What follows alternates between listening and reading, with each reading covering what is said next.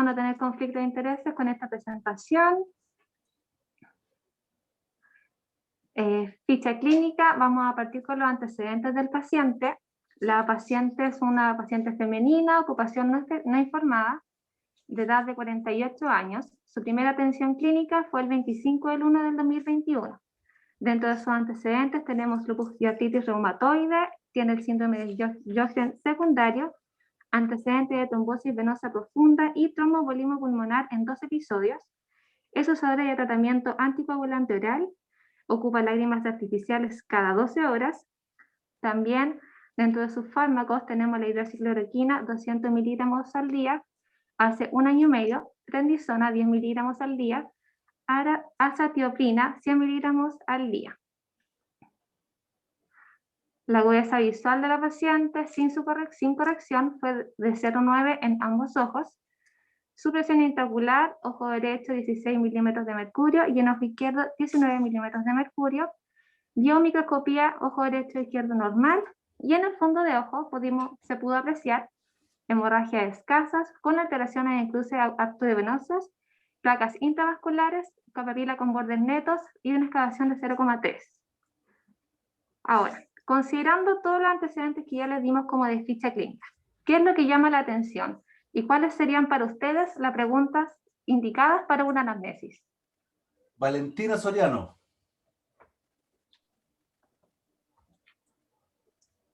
Hola. Hola. Hola. ¿Puedes mostrar de nuevo la primera ficha? Que no alcancé a anotar todo rápidamente. La primera, por favor. Ya ver. Voces.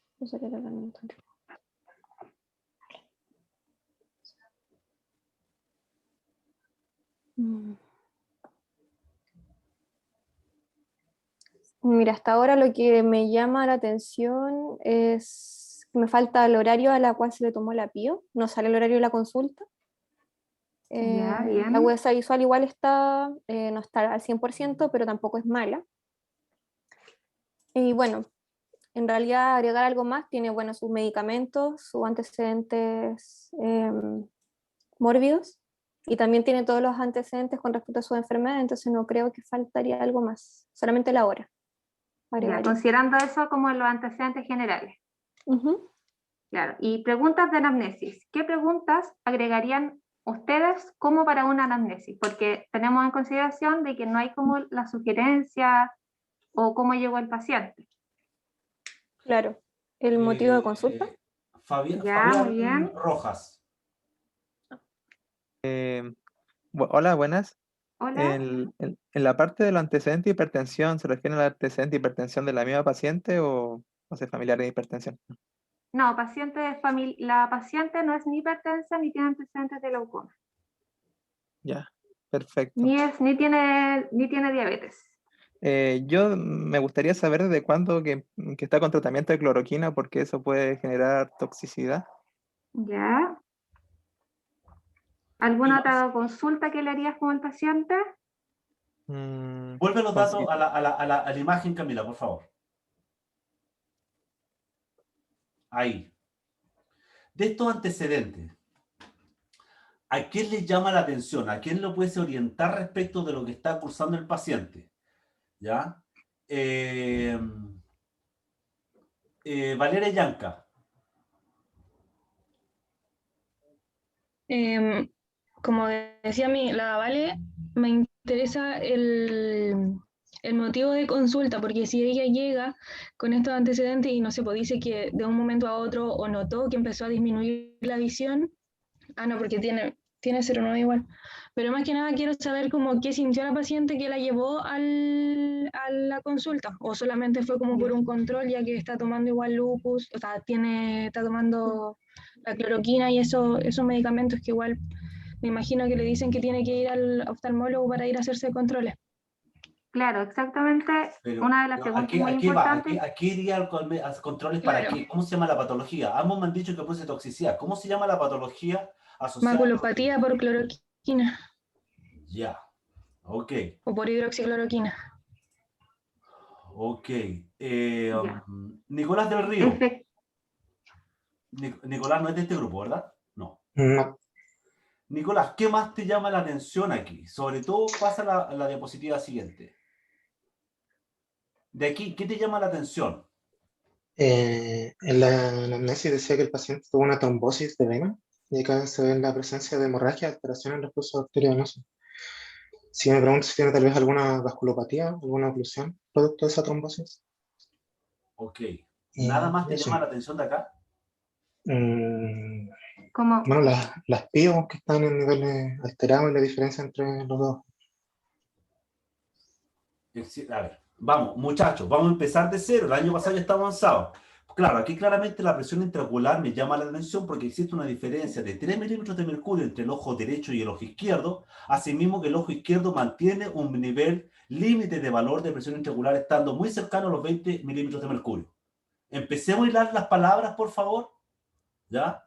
Ya, ustedes ya tienen un año de experiencia con el RAW.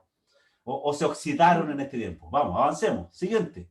ya, entonces, como en la anamnesis sugería, como bien dijeron nuestras compañeras, el motivo de consulta es súper importante, considerando que la paciente tiene un tratamiento farmacológico y aparte tiene un síndrome que está acompañando su enfermedad. Entonces, el motivo de consulta es una consulta muy importante que hay que hacerle sí o sí al paciente cuando se atiende. La ocupación siempre es importante también para poder llevar bien el destino de la atención. ¿Hace cuánto tiempo tiene el diagnóstico y el tratamiento farmacológico? Ya que solamente tenemos la información de uno de los medicamentos que utiliza, su antecedente oftalmológico para poder también descartar cualquier problema netamente refractivo, que tampoco sabemos si la paciente era anteriormente usuaria de lentes, y también los antecedentes familiares mórbidos y oftalmológicos. Entonces, ya sabiendo un poco más o menos qué tenemos de anamnesis, cuáles son sus datos, ¿cuáles serían ustedes la hipótesis diagnóstica o por qué esta paciente podría haber se fue a atender y cuál era como el diagnóstico que ustedes piensan que puede tener? Valentina Pérez. Hola. Hola. Yo creo que podría ser maculopatía por hidroxicloroquina, pero igual hay un problema vascular importante ahí. Pero creo que, o sea, igual es necesario ver un poco más de exámenes para como dar un diagnóstico en cuanto a lo que es su problema de trombosis. Pero yo creo que por cloroquina puede ir por ahí. Ya, muy bien. Ya. A ver, muchachos. Podría ir por ahí un problema. Igual. Igual podría tener. Muchachos, ustedes están en caminos a ser profesionales. Vamos moderando el lenguaje, usemos el lenguaje técnico. ¿Ya? Ok. La Valentina Pérez de Clínica 1. Ya, pero para el resto, perdón, vale. Ya, pero igual tenía una idea, profe, sí está bien. Sí. No, ¿ya? igual tu idea está bien, Valentina. Sí. Tomaste en consideración el medicamento y el tratamiento de la persona y también consideraste lo vascular. Camila, yo modelo el Gran Raw. Usted tiene que esperar a que yo hable, ¿ok? ¿De acuerdo, Camila? Sí, profe, no hay problema. Ok, gracias. Entonces, ya mencionaron un posible problema de maculopatía por cloroquina. ¿Cuál otra hipótesis diagnóstica podríamos tener?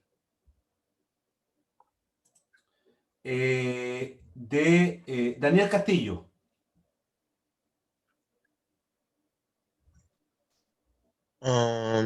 Estaba pensando en glaucoma, en verdad, por la diferencia de la... Y podríamos pensarlo en mentira por la también. diferencia de los pigos. Daniel, ¿podríamos pensar esto en mentira o en verdad? ¿Cómo en mentira o en verdad, profe? No sé, que dijiste, porque estaba pensando en glaucoma en verdad. Nuevamente, moderemos el lenguaje, seamos correctos para hablar, estamos hablando del caso clínico de un paciente al cual nos merece respeto. ¿Ok? Daniel Castillo, entonces usted nos indica que tiene una posible... sospecha de glaucoma por la diferencia de las presiones intraoculares que presenta el paciente. Yo le pediría una curva de tensión ambulatoria para ver si estas fluctuaciones continua durante el día o si presenta mayores variaciones. Ya. O sea, para descartar esta hipótesis. Santiago Lorenzo, fundamente su hipótesis diagnóstica. Ya, es que como vimos en la ficha anterior, el paciente ya está con lupus positivo y aparte que está cursando con problemas vasculares como las trombosis de vena central y todo eso, y esos son problemas vasculares que se asocian a la retinopatía por lupus. Ya. Y eso más que nada podría ser el... Ok. Valentina Soriano, ¿a qué se refiere? ¿Qué quiere Me decir? refiero al uso de los corticoides en la artritis reumatoide, Ya. que tienen relación con el glaucoma, pero más que nada como para guiar la hipótesis diagnóstica, un supuesto, pero no... Tengo que ver imágenes, o sea, siento que me faltan imágenes. Ok. Bien. Avance, por favor, Camila. Ya, entonces, dentro de la hipótesis diagnóstica tenemos el síndrome de Sjögren, que puede ser que la paciente ya tenía diagnosticado, pero que sí debemos revisar cómo está funcionando el tratamiento que ya tiene. También tenemos la maculopatía por hidroxicloroquina, que tenemos que ver si hay algún daño por el uso del medicamento. También podemos sospechar de una retinopatía hipertensiva por la hemorragia presente en el fondo de ojo y porque tiene cruces arteriovenosos. Y puede ser que la paciente tenga alguna alteración o una hipertensión no diagnosticada. También podemos sospechar de una retinopatía por oclusión vascular retiniana, ya que puede haber una embolia por las placas vasculares. Y también tenemos la sospecha de glaucoma. Tenemos una gran diferencia entre la pío de un ojo y el otro. Ok. Avance. Ya, entonces, ahora, ¿qué exámenes complementarios haríamos para poder llegar a algún diagnóstico como definitivo? ¿Qué sería Aline necesario? Manuela. ¿Luego se escucha, profe? Sí. Exámenes complementarios teniendo en cuenta todos los antecedentes de la paciente. Yo creo que sería óptimo pedirle a la paciente una retinografía, también una angiofluo, para ver cómo están sus vasos y si están bien como tuvo esta trombosis, y también un OCT para evaluar mácula y nervio óptico por el tema del glaucoma, para descartar. Ok.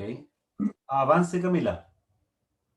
Ya, entonces exactamente entre los exámenes que nosotros haríamos tenemos la retinografía para ver un estado general, para ver el estado también con la angiografía y la autofluorescencia de cómo está la retina y de los procesos vasculares. También tenemos una OCT, protocolo de retina y glaucoma, ya que necesitamos apreciar el estado de la retina, y también tenemos la sospecha de un glaucoma.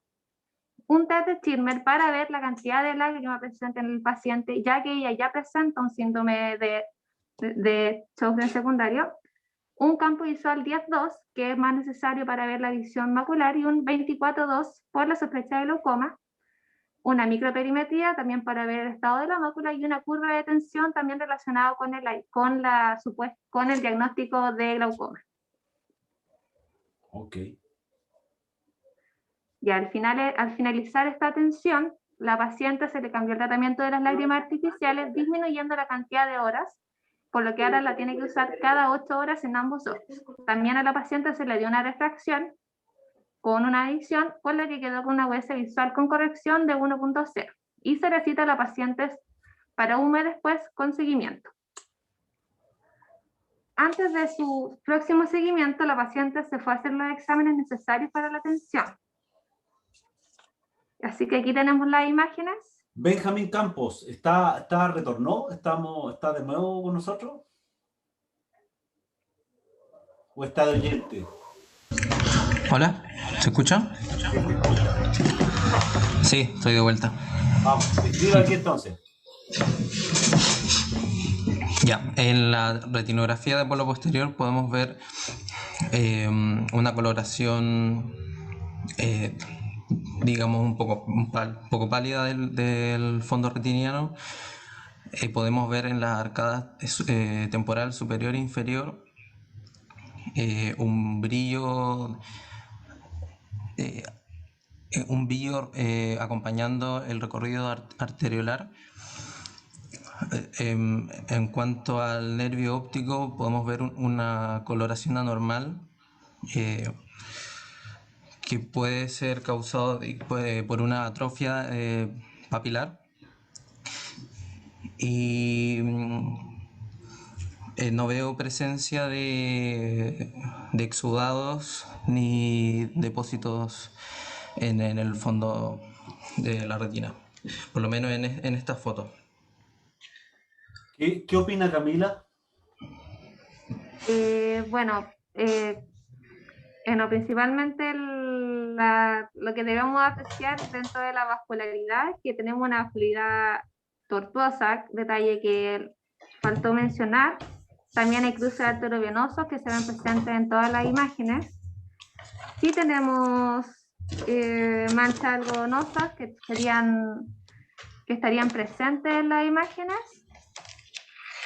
¿En qué parte, tanto en Camila? el canal inferior como superior, y la mácula está aparentemente normal. Si el compañero que está presentando le ayudase mostrando los hallazgos que va describiendo la compañera, sería buenísimo. Claro, entonces podemos, de nuevo, los vasos, vemos tortuosidad en las redes vasculares, también cruces arteriovenosos. ¿Qué son los cruces arteriovenosos? O sea, ¿no toda la gente tiene cruce arteriovenoso? O sea... ¿Por qué un paciente con una retina normal tiene cruce arteriovenoso? ¿O cruces arteriovenosos alterados con abusamiento? ¿A eso se refiere? Ah, claro, sí, tenemos cruces arteriovenosos alterados porque después del cruce podemos ver un engrosamiento de los vasos. Ya. También podemos ver manchas algodonosas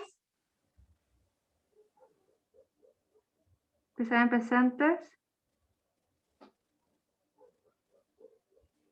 Y si no me equivoco, eso sería como lo más importante. ¿Alguien ve algún hallazgo que le llame la atención? La hemorragia. Profe, yo en verdad más que un hallazgo tengo una pregunta. Sí, la hemorragia en llama. Cuénteme. ¿Por qué se ve la coloración de la papila en las fotos superiores diferente en la primera y la segunda foto? Yo creo que eso te lo puede explicar Camila. Sí, la segunda imagen tiene se le llama multicolor, por lo que la apreciación del color de la papila no se puede ver como con normalidad. Es como por el filtro del equipo. ¿El filtro del equipo o estamos hablando de un sistema de captura diferente a través de... El sistema de captura multicolor y el infrarrojo nos ¿En qué se dejan basa el ver la sistema de papila de captura color normal. multicolor, Camila? Disculpe. ¿En qué se basa el sistema de captura de multicolor de Spectralis o HRA?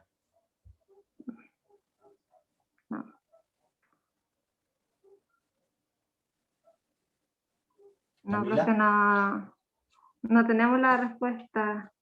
Yo creo que usted no la tiene. ¿Va esa? Sí. No, profe, no. Solo recuerdo que lo mencionaron, pero no sabría cómo explicarlo. Gustavo Solar. Hola, profe. Sí, ¿no era este el que realizaba como una imagen ficticia según la señal que captaba? Que no era como una retinografía que vemos tal cual es el fondo de ojo del paciente, sino que creo que envía un rayo que después se compara con el que recibe, realiza una comparación de las longitudes de onda y genera esta imagen ficticia. Por eso creo que siempre hay problemas con los colores y cosas así. Claro, efectivamente, esta es una reconstrucción digital a partir del barrido con 3 tipos de láser, ¿verdad?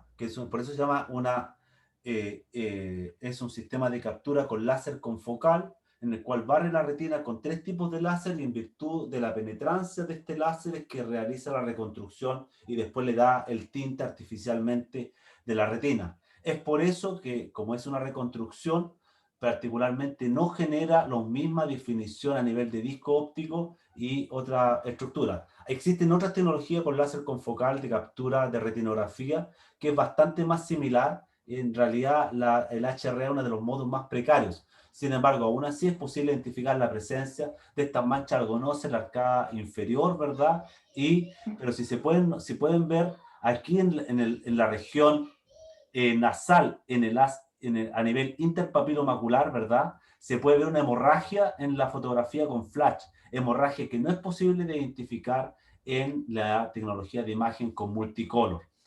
De hecho, en la imagen de más de la derecha, en la fotografía en eritra, es posible ver una lesión, perdón, un área sin brillo, ¿verdad? Bastante opaca, ¿verdad? Negra, que es exactamente la región que se correlaciona con la hemorragia que podemos, en llama que podemos visualizar en la primera retinografía, ¿ya?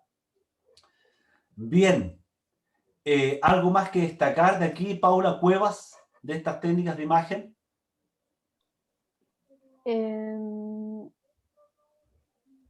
No, a mi juicio no. La tortuosidad que ya la dijeron, la presencia de hemorragia, manchas algodonosas en las arcadas temporal inferior. ¿Me podría decir, Paula, cuáles son las técnicas de imagen que podemos ver? Ya hablamos que la imagen de arriba, de izquierda, es una retinografía con flash, ¿verdad? Una imagen multicolor, imagen confocal, láser confocal, una fotografía en eritra, y las de abajo, ¿me podría decir qué imágenes son? Bueno, también retinografía con flash del disco óptico. La que sigue es, si no me equivoco, una infrared. Ok. Y la última de la derecha abajo es una autofluorescencia. Ok. Bien, siguiente diapositiva.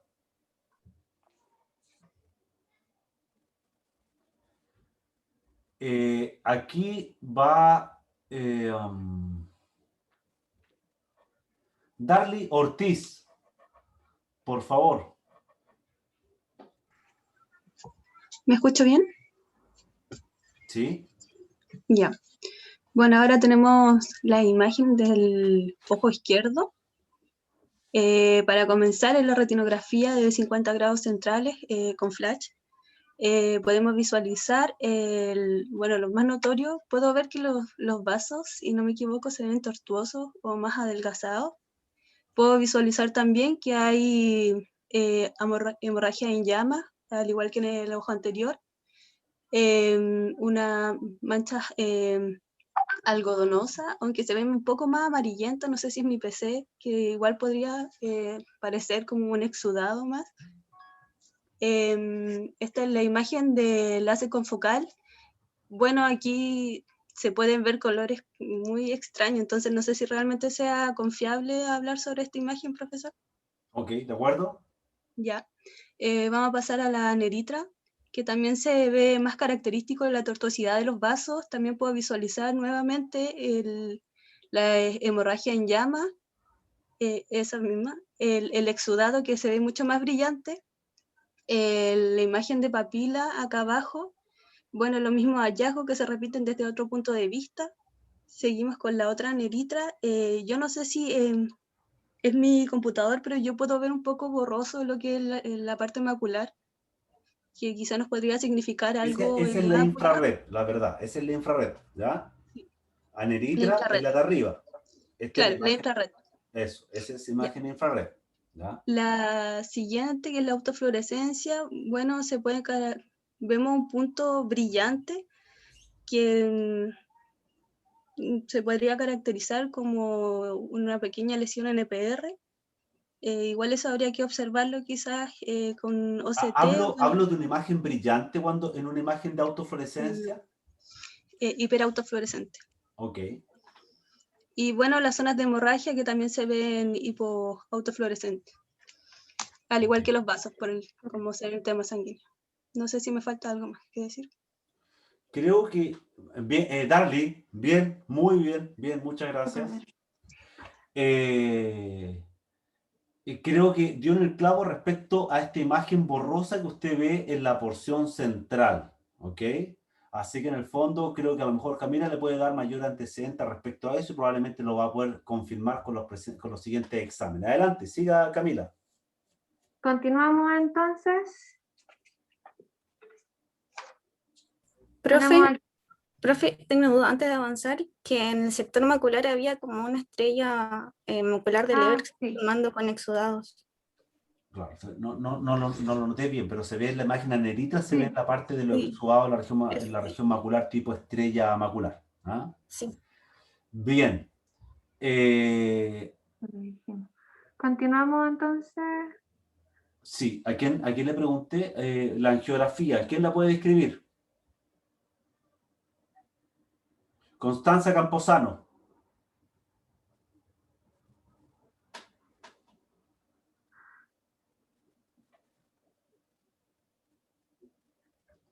Constanza Camposano.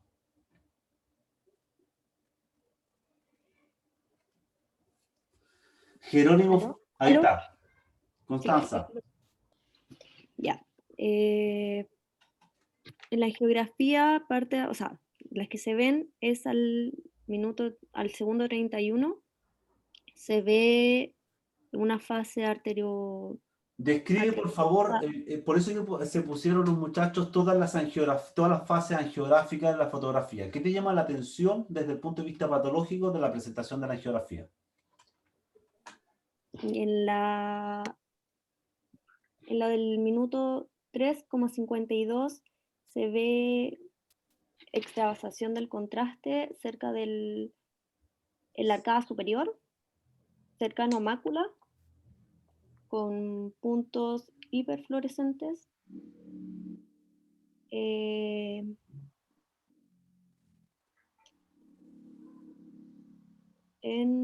Sí, la arcada superior cercano a mácula, y en la arcada inferior también se ven puntos hiperfluorescentes también cercanos a mácula. ¿Con filtración, sin filtración, con vasos anómalos, sin vasos anómalos? ¿Cómo? Es sin filtración. El de arriba es con filtración, el de la arcada superior está filtrando un poco. Ya. Los de abajo son sin filtración, con vasos anómalos, o sea, donde hay una tortuosidad claramente. Ya. Abajo, ahí se ve mayor detalle, cerca de la zona macular, el punto, o sea, la zona con filtración de los vasos que está filtrando en el arcada superior. Ya. ¿Qué es lo que más le llama la atención de la angiografía? Además de aquellos puntos filtrantes de las lesiones hiperfluorescentes, ¿verdad? Con filtración.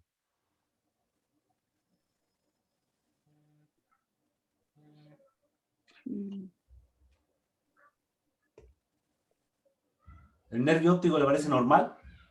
No, el nervio óptico también está filtrando. Antes de la fase tardía. Se ve hiperfluorescente antes de la fase tardía. Porque es normal que sea hiperfluorescente en la fase tardía, pero no antes. Ok. Avance. Valentín Lepe. ¿Los escucha? Sí. ¿No? Bueno, partimos con la angiografía de ojo izquierdo. Vemos el segundo 0,19, vemos un retraso, yo diría, del flash coroidio. No se ve muy este patrón característico que tiene el flash coroidio, de esta luminosidad de la coroides, pero podemos sí empezar a ver ya cómo llega el contraste de los principales vasos retinianos, principalmente en la escala inferior, y todavía se ve cómo no se llena el contraste en toda la totalidad de la retina.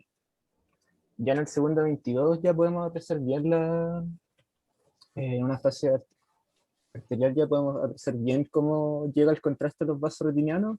Podemos ver la tortuosidad que ya se había nombrado antes en la retinografía, y en el sector perimacular, yo diría hacia superior, ya podemos ver estos puntos de hipofluorescencia que podrían ser por las hemorragias que estaban presentes antes por un bloqueo.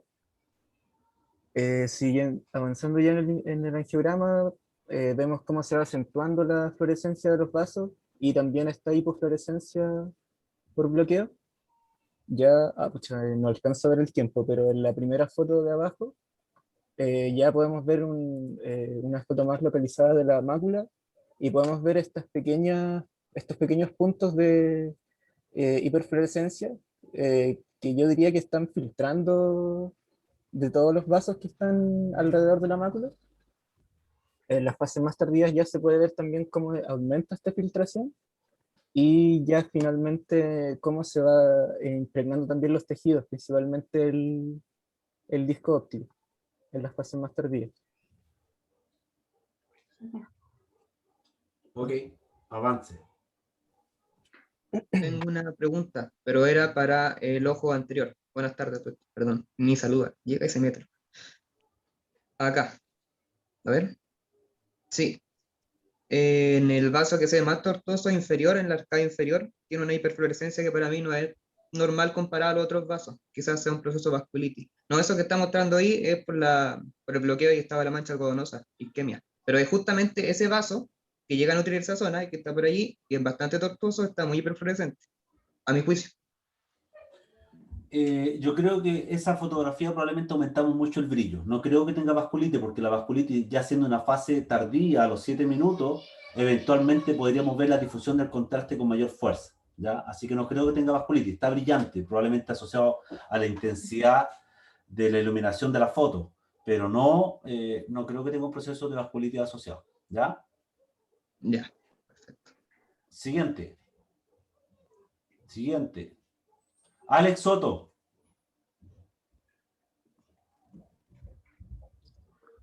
Sí. Bueno, acá se está viendo un OCTA analizando vascularidad. Se están viendo en el plexo superficial. No se ven artefactos. En el profundo se ve un poco no recuerdo el nombre, pero es que se ven los vasos del plexo superficial en el plexo profundo. Más allá de eso, no se alcanza a ver algún otro artefacto que pueda hablar sobre algún defecto vascular en mácula. Eso sí, se observa el mapa de grosor. Se ve que hay un punto que sobresale, el punto rojo, que debería estar ubicado hacia superior, cerca entre papila y mácula, que debería ser el punto de hemorragia que se observó en la retinografía. ¿No sabes cómo describir? Ok, siguiente. Natalia Toledo.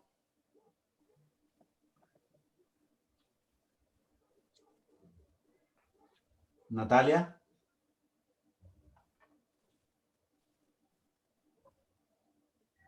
Tiene que solucionarlo Natalia. Carlos Pastel. Está en clínica 1. Ok. Carlos Pastel.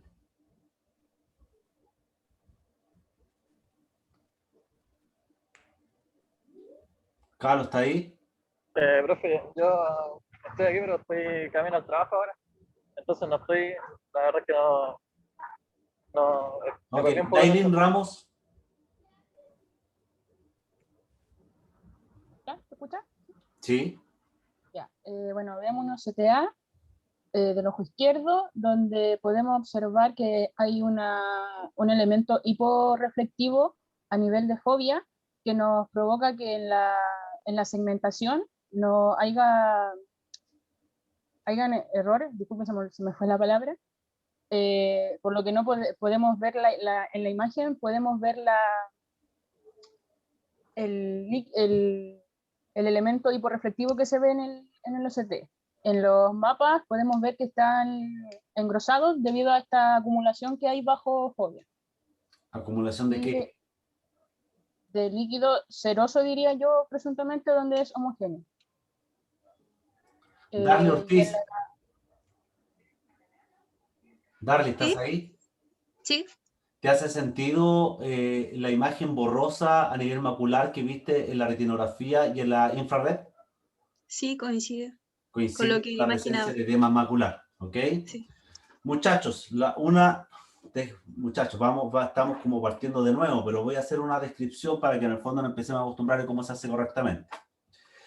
En la imagen superior vemos los diferentes plexos vasculares de la retina, ¿verdad? A nivel superficial y profundo, los cuales demuestran la presencia de este aumento de la tortuosidad vascular. Sin embargo, no se ven áreas isquémicas importantes y alteraciones de la capilaridad. A nivel de la retina externa se ve una imagen hiporreflectiva, ¿verdad? A nivel central, asociada probablemente a la presencia de este líquido subretiniano que probablemente genera atenuación óptica posterior y genera esta imagen de hiporreflectividad también a nivel del cuero capilar. El análisis vascular de densidad, ¿verdad?, muestra una alteración de la perfusión, particularmente en la región nasal superior, ¿verdad?, y que probablemente pueda haber algún artefacto de segmentación asociado a la presencia de líquido subretinal, o también puede que efectivamente, entendiendo que pudimos ver en la retinografía alteraciones de mancha algodonosa, exista precisamente una alteración de la densidad vascular.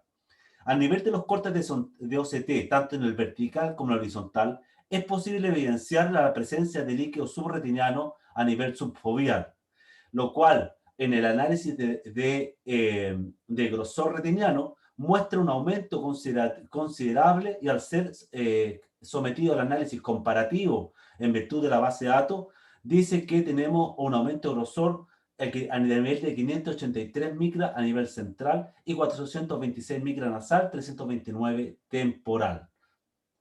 ¿Estamos de acuerdo con cómo hay que describir? Muchachos. Sí, profe. Ya.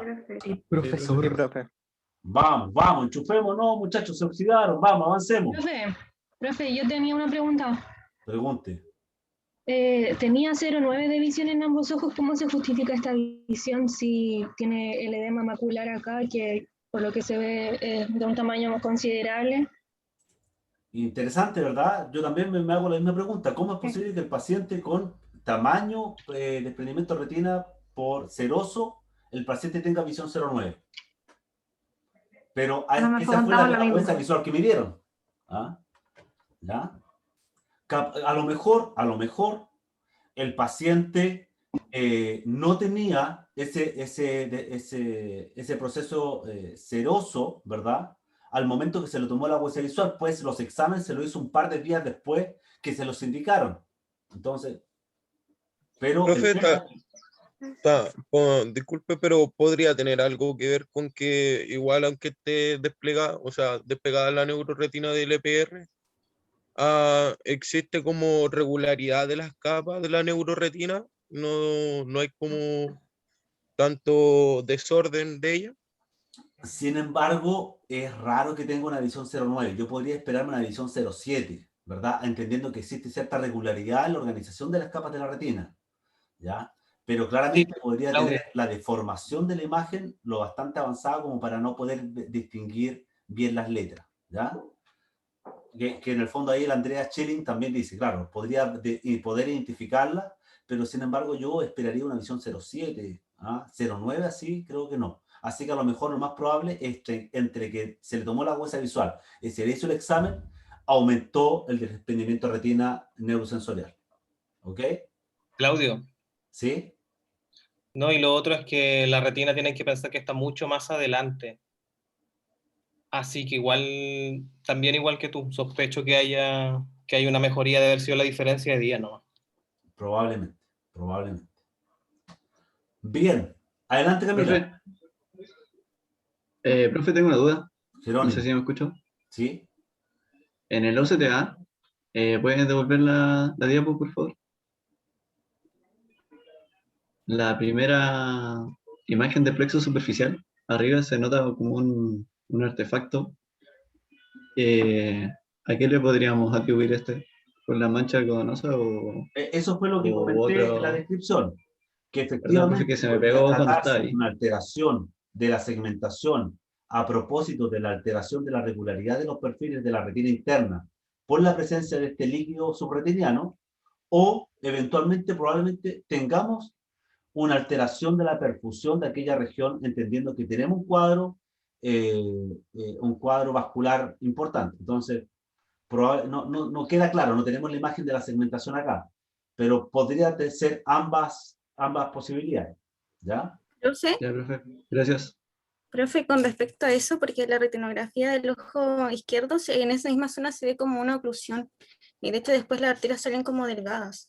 Pongamos la Quizás, angiografía, veámosla en la angiografía. Vuelve a la perdón, no, angiografía. la retinografía de ojo izquierdo. Es que debiese mostrarnos claramente la angiografía ese daño, ¿verdad? Acá, bueno, lo digo con mi flecha, pero es el arcada superior. Ya, pero espérame. Recordemos que la imagen de OCTA es un corte 6 por 6 milímetros, por lo tanto, no llega hasta allá arriba. De lo contrario, estaríamos casi viendo la hemorragia que está ahí, o la mancha algodonosa. Sin embargo, no llegamos hasta allá, hasta ese nivel, ¿ya? Verdad. Entonces, no creo. Pero veamos la angiografía. Probablemente existe un proceso isquémico en aquella región. Y la verdad es que efectivamente puedo ver cierto sombreamiento óptico en aquella región, pero no me queda claro si existe una isquemia total. Probablemente existe un enlentecimiento del flujo vascular en aquella región, pero no sé si es una isquemia propiamente tal, así que lo más probable es que se trate de un artefacto. ¿Ok?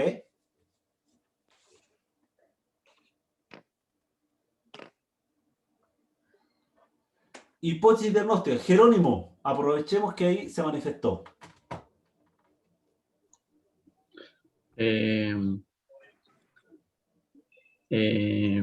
Ojo izquierdo. Perdón. Quiero hacer una mención que la angio tenía un retraso en todas sus fases del ojo derecho, lo que podría sospechar de algún tipo de oclusión, porque también me había dicho que tenía una trombosis en la anamnesis. Ya. ¿Qué más? Y ojo izquierdo. Podría ser corridoretinopatía. No, central serosa podría, como por descarte, también por el edema que tenía significativo.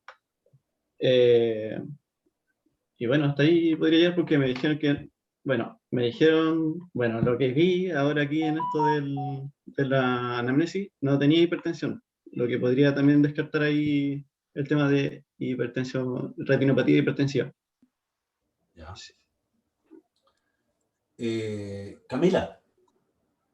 Ya, bueno, dentro de la hipótesis diagnóstica, continuamos con el síndrome de Sjögren, que es el que sabemos que tiene la paciente y que puede generar las molestias continuas. La maculopatía por hidroxicloroquina. También consideramos la retinopatía hipertensiva. Podemos considerar que el paciente tenga una hipertensión que no esté diagnosticada, una retinopatía por oclusión vascular, poliretinopatía central serosa, neuroretinitis por Bartonella, considerando el hallazgo. También consideramos el glaucoma y una central serosa. En fin, el diagnóstico médico, en fase, considerando las imágenes, sería una coridopatía lúpica con microangiopatía retiniana en ambos ojos. Aplausos para el señor Santiago Lorenzo. Sí, fue uno mencionó ahí algo cercano. El tratamiento y el seguimiento, se hizo un aumento de la prednisona a 40 miligramos al día y también se aumentó la acetoprina con 100 miligramos al día y un control próximo en 4 semanas. El siguiente control, que fue el 23 del 3 de 2021, ya sea un mes después, tenemos los antecedentes que la paciente tiene coridopatía lúpica en ambos ojos, con desprendimiento seroso en ojo izquierdo, microangiopatía retinal lúpica y en ambos ojos. La prednisona sigue de 40 miligramos al día hace un mes y refiere mejoría de la agudeza visual en ambos ojos. La agudeza visual sin su corrección se siguió manteniendo en 0,9, igual que la primera sesión. Y la agudeza visual con corrección de 1 con ambos ojos con su corrección. La presión intraocular es de 10 en ojo derecho 11 milímetros de mercurio en ojo izquierdo. Y el fondo de ojo se puede apreciar sin hemorragias ni exudados y papila con bordes netos. Estoy de acuerdo con el comentario de la profesora Oyarzún. ¿Por qué mantienen la hipótesis diagnóstica de maculopatía por cloroquina? Porque ¿cuál debiese ser el hallazgo típico a la retinografía y a la angiografía en una maculopatía por cloroquina, Camila? Claudio, ¿te Ariane, puedo sí. interrumpir también? Claro. Me llama la atención porque en el fondo efectivamente mencionaron mucho la maculopatía por cloroquina, sin embargo dentro de los exámenes que ellos le realizarían al paciente, en ninguno proponen uno que sirva para diagnosticar o descartar la maculopatía por cloroquina. De acuerdo. Me faltó consecuencia ahí. ¿A qué examen se estará refiriendo la profesora Luteque? Al campo visual con el estímulo rojo sobre amarillo, o era amarillo sobre rojo, no, rojo sobre amarillo. Sí. No, a ver, Eso lo dejamos el 10-2. Ese no lo conozco. no, ese es uno nuevo. ¿Ya? ¿Cómo? Parece. Es post pandemia. Pero mira, Ya. pero mira, ojo, que aquí indicaron campo visual, 24-2 y 10-2, indicaron microperimetría. Pero hay otro examen. La microperimetría no está disponible acá en Chile. O hay un microperímetro en demo. Por lo tanto, no sería la primera indicación. Y por lo demás, el campo visual 10-2 y el 24-2 tampoco están orientados a poder detectar daño por hidroxicloroquina. Ya, yo creo que ahí la Isidora dio en el clavo. Isidora, por favor, coméntelo en voz alta.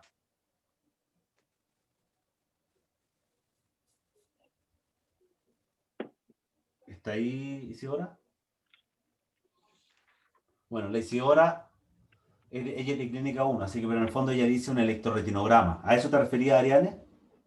Absolutamente, exámenes de electrofisiología. Y si es que va a ser campo visual, mira, está bien, efectivamente el rojo sobre blanco no se está usando mucho porque no, ahora que aparecieron los exámenes de electrofisiología se ha apuntado más por ese lado. Rojo sobre blanco sería una opción y lo otro sería hacer un macular, derechamente. Ya, o sea, si estás buscando el daño por hidroxicloroquina, la maculopatía tóxica, tienes que irte derecho a la mácula. O sea, los alumnos indicaron un OCT para poder evaluar las alteraciones por cloroquina. ¿Ah? Sí, pero acuérdate que hay una alteración que es funcional y el OCT no te va a poder determinar si es que hay o no alteración funcional. De acuerdo, de acuerdo. Bien. Bueno, ¿y cuál era el signo que debiésemos, que ahí lo mencionaron varios, Gustavo Solá, la Valentina Pérez, la Dalia Ortiz, que maculopatía en formato de hallazgo en ojo de buey? Por lo tanto, después de que vimos los exámenes, eventualmente no había un signo en ojo de buey, por lo tanto se descarta dentro de la hipótesis diagnóstica la presencia de una maculopatía por cloroquina. ¿Ya? Bien, avance Camila. Y entonces tenemos, bueno, la última ficha, en la cual ya tenemos el tratamiento, en el cual la prednisona baja a 3 miligramos al día por un mes y luego a 20 miligramos al día hasta el control. Yo tengo una pregunta. ¿Sí? ¿Quién dijo? Yo, Valeria. Valeria. En la diapositiva anterior, ¿le dejaron algún tipo de antiglaucomatoso a la paciente? Porque acá tengo anotado que las primeras presiones intraoculares eran 16 y 9 y ahora ya están en 10 y 11, entonces eso me llama un poco la atención. Sí, muy buen hallazgo. La verdad es que no hay ningún antiglaucomatoso diagnosticado y la verdad también nos llamó la atención la disminución de la huesa visual, la disminución de la PIO considerando el tratamiento farmacológico que tiene. Entonces sería bueno preguntar la hora en la que fueron los controles, porque si tiene mucha variación, porque si la primera, ¿cómo se llama? La primera consulta fue en la mañana y después en la tarde, igual eso me llamaría la atención y hacerle una curva de tensión igual. Claro, nosotros los exámenes que sugerimos, en un principio pusimos la curva de tensión considerando la PIO, pero al parecer al doctor no le llamó la atención, debe ser yo creo que por el horario de la atención. Pero igual hay harta fluctuación. ¿Aló? ¿Sí? ¿Aló? Ariane, ¿algún comentario respecto a la presión intraocular de ese paciente? Sí, Sí, mira, en realidad más que sobre la presión intraocular de la paciente, sobre los comentarios que hicieron los chicos al principio. Tenemos una paciente de 48 años, no me voy a adelantar en otras observaciones que hice, pero con una papila de 0,3 que en el fondo la pudimos ver en distintos exámenes y se ve bastante sana, pero insistieron bastante en el tema de la diferencia de la presión entre ambos ojos. Que el paciente tenga 16, 19, en realidad a mí no me llama tanto la atención, sobre todo un paciente que además está con prednisona, no sé hace cuánto tiempo, pero está con dosis altas. Entonces la verdad es que a mí hasta ese punto la presión no me había llamado mayormente la atención. Ya sí, eventualmente revisar, ¿cierto? A qué hora se tomó, pero ese 19 no, la verdad es que no me genera muchas dudas ni muchos inconvenientes. Sí, la última diapo que presentaron, donde Camila menciona que la paciente está con presiones de 10 y 11, y efectivamente es el comentario que hace Valeria, de que en el fondo no hubo cambio al parecer en el tratamiento, no alcancé a poner la atención si cambiaron las dosis de prednisona o hubo algún otro cambio. Aumentaron. Pero esa fluctuación aumentaron, sí. Así todo, o sea, en el fondo esa fluctuación es de riesgo. Les Ya, doy la las presiones que tenía respuesta, al principio. yo creo, lo que pienso yo, pero la presión fue tomada con el tonómetro Iker por técnico paramédico. No te voy a decir nada más, Claudio. Ok, avancemos. Ya, entonces lo único que quedaría sería pendiente en cuáles serían los exámenes de seguimiento al paciente para una próxima consulta.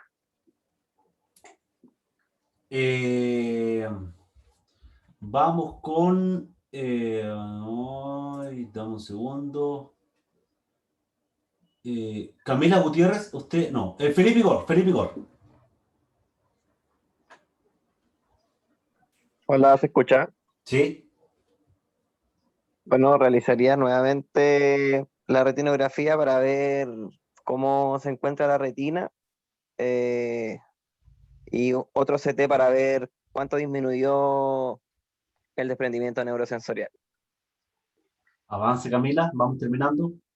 Sí, efectivamente, los CT y la retinografía para ver cómo sigue el tratamiento, la presión intraocular se iría tomando en la siguiente consulta y también se agrega el test de Schirmer para continuar el seguimiento a su síndrome de Sjögren.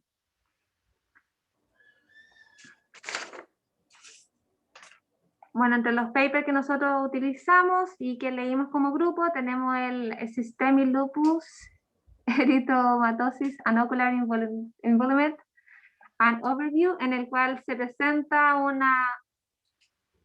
cuáles serían como las principales causas de oftalmología que puede presentar un paciente con lupus. Y también tenemos el Severe Ischemic Retinopathy in a Patient with Systemic Lupus, que más que nada es un reporte de un caso de una paciente con lupus que presenta vasoclusiones graves en la retina.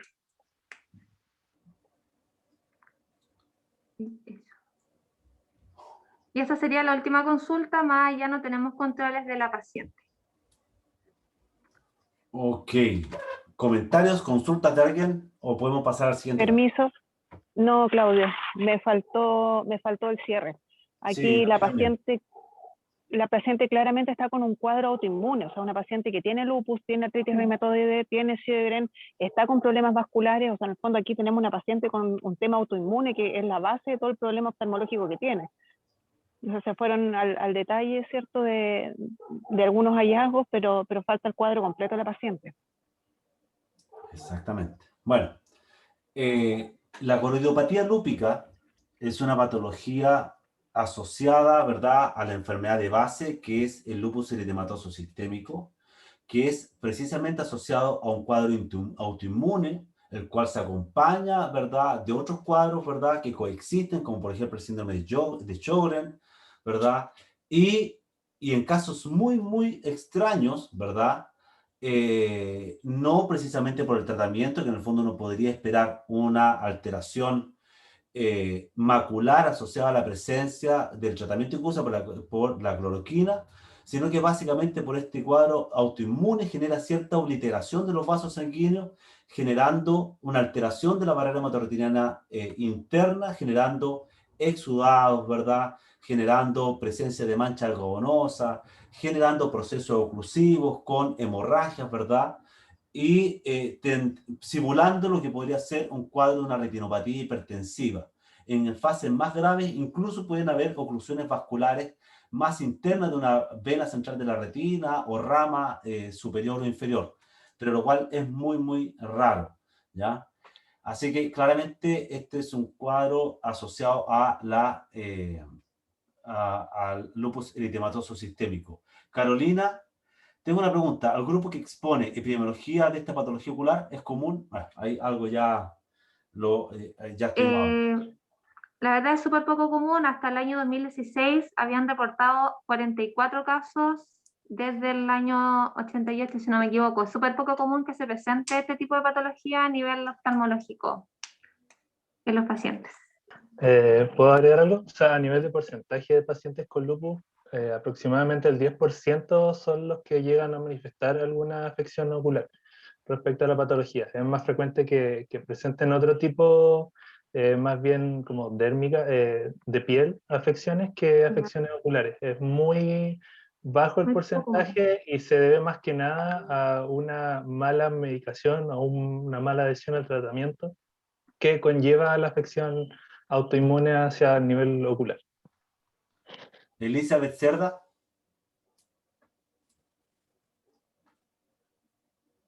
¿Aló? ¿Se escucha? Sí. No sé si me veo bien. Es que acá con mi profe internado estábamos viendo y nos perdimos en una parte del caso, pero en una parte de la retinografía, no sé si pueden volver. Nosotros habíamos visto un punto a nivel de la papila. No sé si pueden volver a esta zona. Ahí se va. Y no sé si eso lo alcanzaron a discutir en el otro ojo.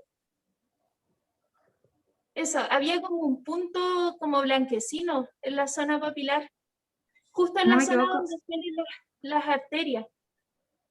El ojo izquierdo, creo. Sí, pues ahí está. No sé si eso lo alcanzaron a discutir, es que igual me perdí esa parte. ¿Cuál punto blanquecino te refieres? Justo en el centro de la papila. ¿En la retinografía con flash? Sí, En ambas. en ambos. En la de láser igual se ve. Yo entiendo No sé que si- guarda relación con en mi opinión, yo creo que guarda relación con la excavación del paciente. Tiene una excavación 0,3. Estamos viendo en el fondo, ahí vemos el fondo de la excavación, ¿verdad? Pero no creo que sea un punto anómalo presente como un infiltrado o un exudado a ese nivel. Pienso que es la misma excavación. De hecho, así se puede visualizar en la imagen aneritra. No sé si pueden ver que se ve la excavación en aquel punto por donde salen los vasos sanguíneos, ¿verdad? Pero es la excavación del paciente. Ya, Creo yo. es que nos había quedado la duda. Nosotros igual pensábamos que podía haber sido hasta un émbolo, entonces por eso quería consultar si se había discutido antes o no. Claro, algunas veces los émbolos se ven así, pero habitualmente están asociados bien al vaso sanguíneo que viene saliendo. ¿Ya? Ya, gracias. Ok. Bien, muchachos, terminemos el caso y vamos con el siguiente porque estamos sumamente atrasados. Gracias, Camila, por la presentación y al equipo completo. Gracias a todos por su atención. Vamos al siguiente caso, muchachos. Estamos atrasados, como siempre, y yo creo que más de lo común. Estamos muy, muy lentos, muchachos. Están bastante oxidados, pero bueno, así parte el Grand Round. Esperemos que a la medida que vamos avanzando. ¿Quién presenta ahora? Yo. Comparta pantalla. Yo, Valeria Yanga. Al tiro. Uy, estoy soplando.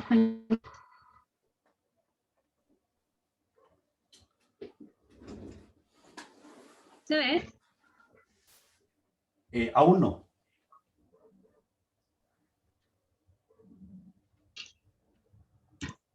¿Y por qué? En algún momento se vio y después dejó de aparecer. Cierre, deje de compartir y vuelva a compartir.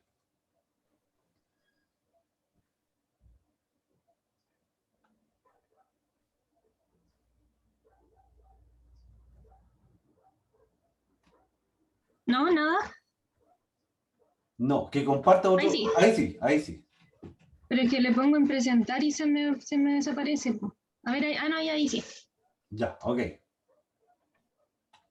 Entonces, buenas tardes, compañeros, profesores, a los que están presentes también.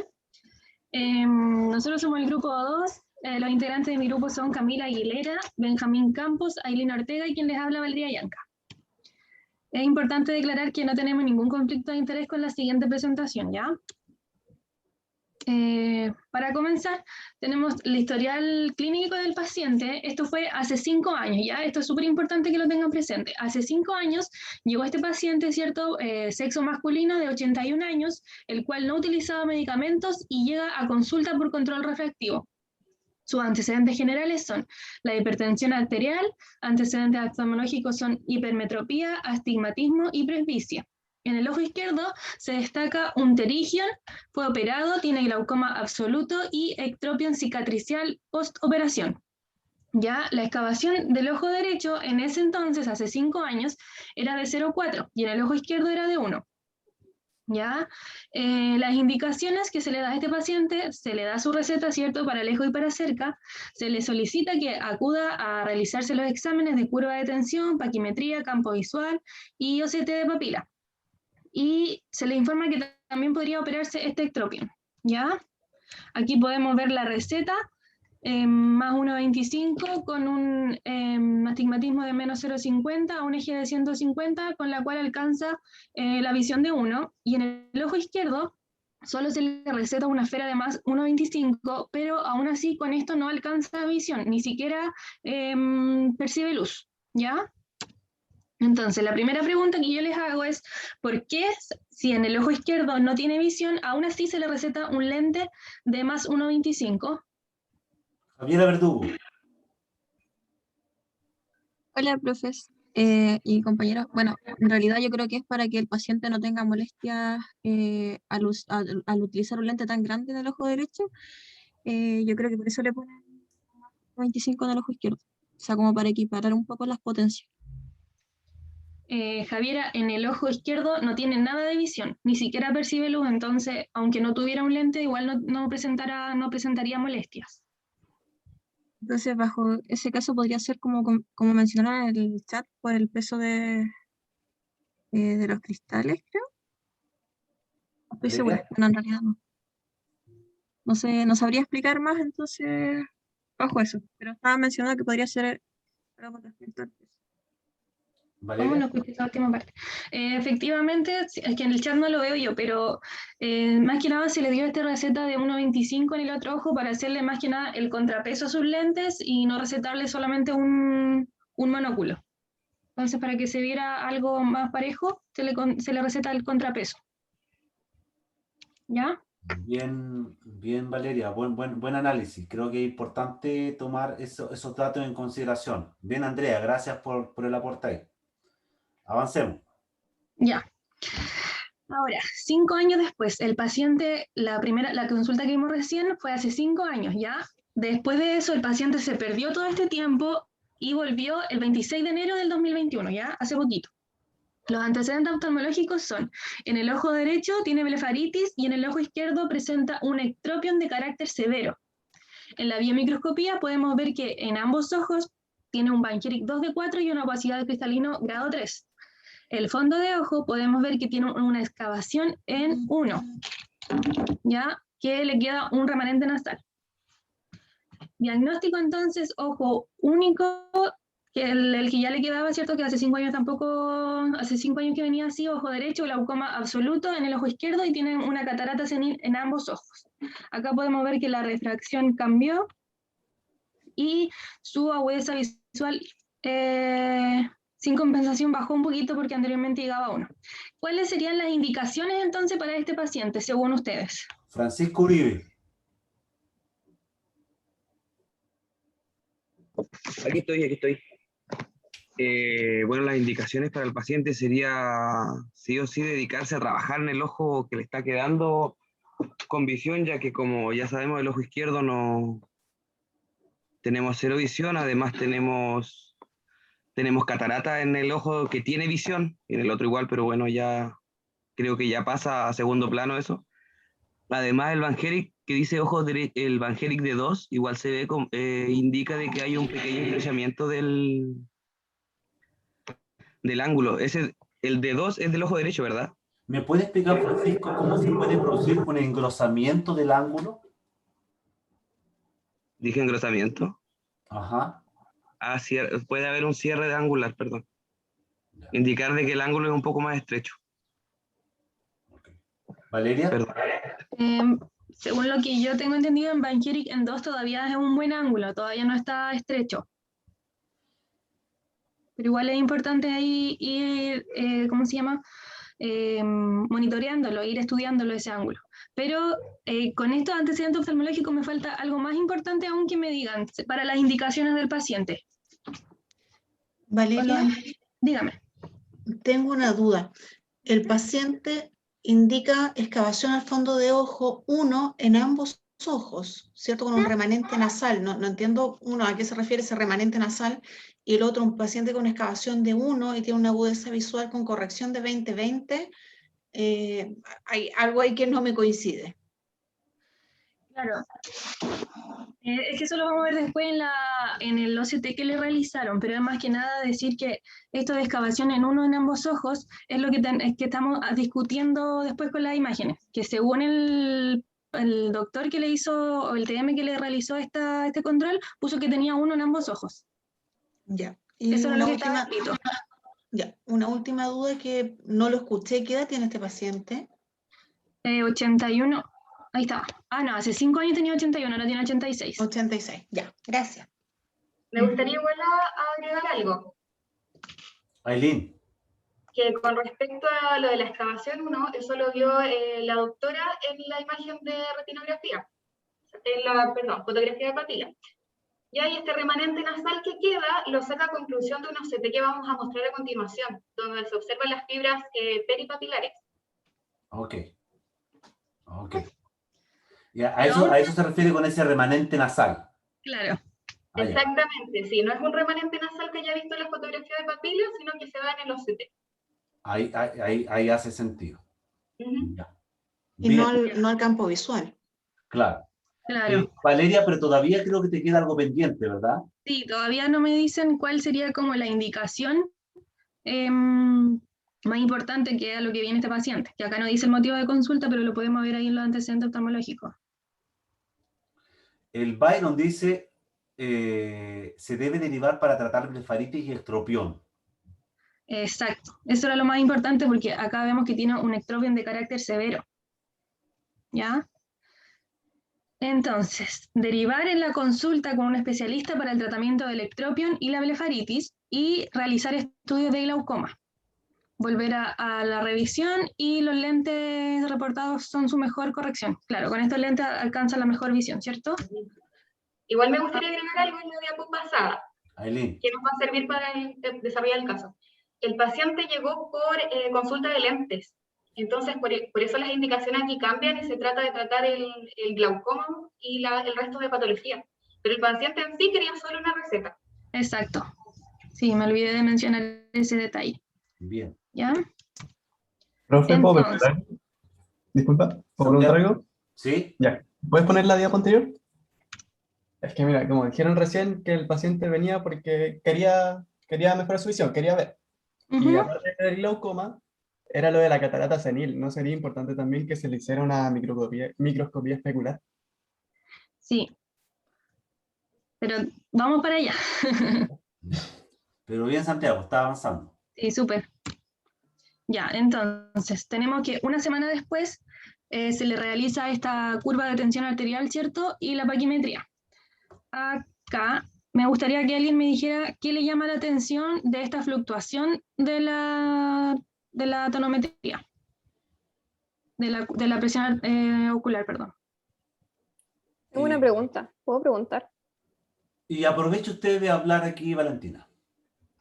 Es que más que nada, me llama la atención de estas imágenes que el ojo derecho tiene muy pasada de 21 milímetros de mercurio temprano en la mañana, pero me llama la atención que indica glaucoma, no dice tratamiento, ni en qué ojo, ni cada cuánto tiempo, como que me falta esa información.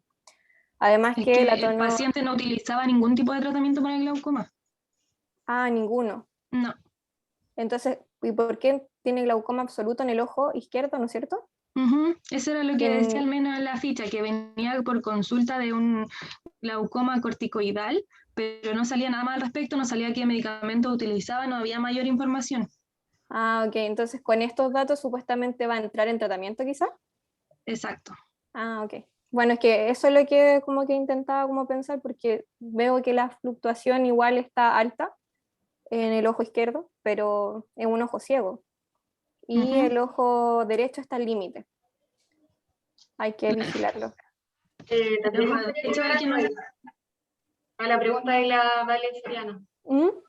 El paciente, Valeria Yanca, es una acotación al principio de que vino 5 años después de una consulta. Partió en 2016 y llegó ahora al 2021. Y durante esos 5 años también cambió la excavación y el paciente no estuvo tomando ningún tipo de antiglaucoma. Entonces, a raíz de eso, Y solo fue por los lentes ahora, era lo único que le interesaba en esta nueva consulta. exactamente. Entonces, por eso es todo la pregunta, Vale Soriano. Ah, ya, es que también lo otro que no me acuerdo, no sé si lo pusieron porque como lo pasaron rápido, es si había excavación en esa consulta, en la primera consulta, porque veo solamente la excavación de la segunda. Sí, tenía excavación 04. Varió bastante. Varió Acá harto. no sé si ven en mi cursor. Ah, ya sí, que eso no lo alcanza a ver. Ya, sigamos entonces. ¿Alguna otra duda? No era eso, solamente el tratamiento. Avance, Ya. Valeria. Entonces, la hipótesis diagnóstica creo que ya está muy, Sí, muy avance, bien dicha avance, por avance, la Valeria. Valentina.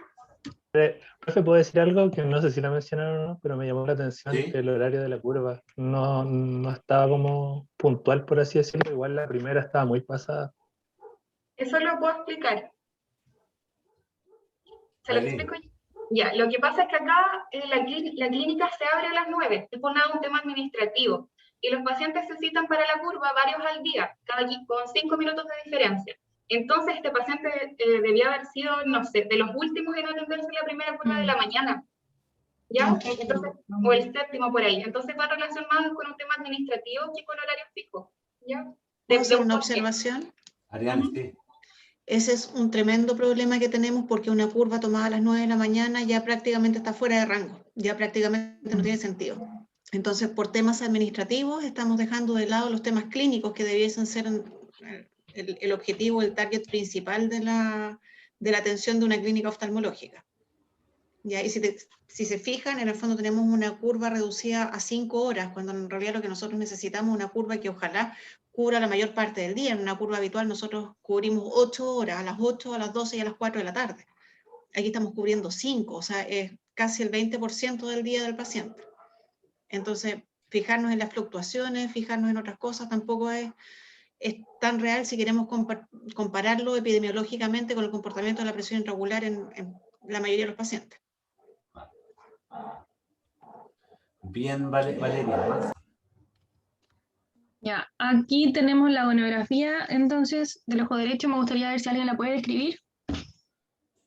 Creo yo no sentirme capaz de describir esa imagen. No sé si alguien aquí, algún valiente. Profe. ¿Sí? Lo que pasa es que yo la estoy estudiando porque en realidad no sé, porque esto no es nuestra área, ¿no es cierto?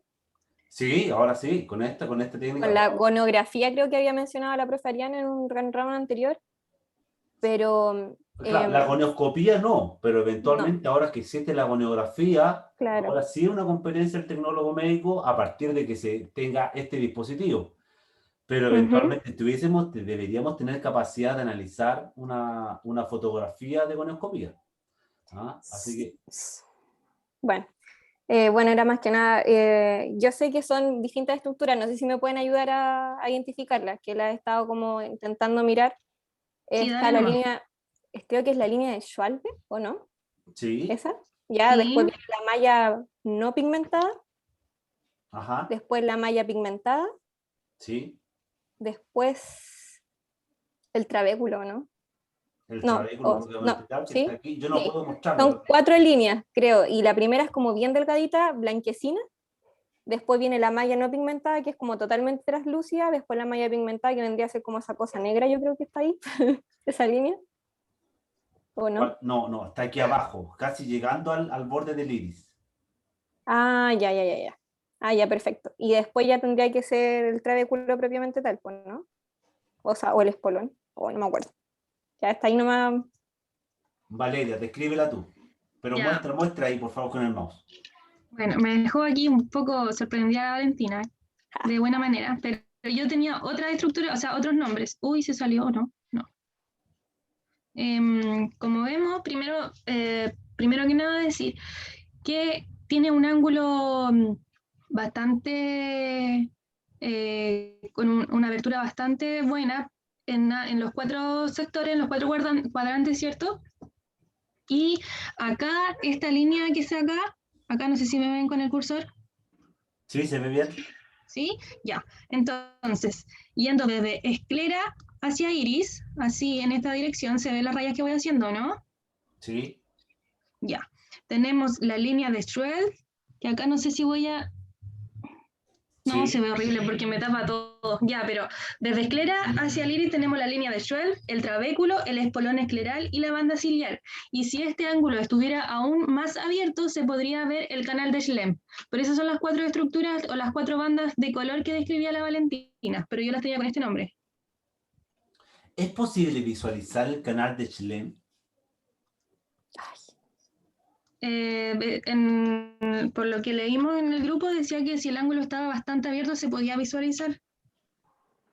Pero el canal de Schlemm es posterior, ¿verdad?, al trabéculo, o sea, está por dentro. No. ¿Cómo visualizar el canal de Schlemm a través de una bonoscopía? ¿Aileen?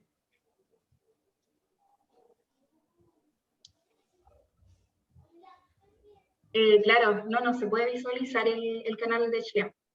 ¿Ya? Lo que se puede visualizar claramente sería el trabéculo y el resto de las estructuras en un ángulo abierto solamente, muy abierto. O sea, aquí yo en esta imagen, por lo menos, yo puedo ver que la imagen, que en todas las medidas está bastante amplio, porque en todas las estructuras se ve bastante bien la línea de Schwab, se ve el trabéculo y se ve la banda ciliar, ¿verdad?, casi en la raíz del iris. Y eso en el fondo es indicativo de que el ángulo está bastante amplio. Y creo que se ve en todas las imágenes. Por eso ese es el análisis que puedo hacer yo. Me cuesta un poco identificar cada una de las estructuras, pero por lo menos puedo verificar que están todas las estructuras presentes visualizables en un ángulo amplio. Eventualmente yo sé que el trabéculo se empieza a complicar en la visualización en ángulos más estrechos y cuando está bastante estrecho casi no puedo ver la línea de Schwab, entendiendo que la línea de Schwab es el inicio del trabéculo, ¿verdad? Y la transición, ¿verdad?, de donde está la línea y empieza a formarse, termina la de Semet y se empieza a formar el trabéculo, ¿verdad? Bien, avancemos.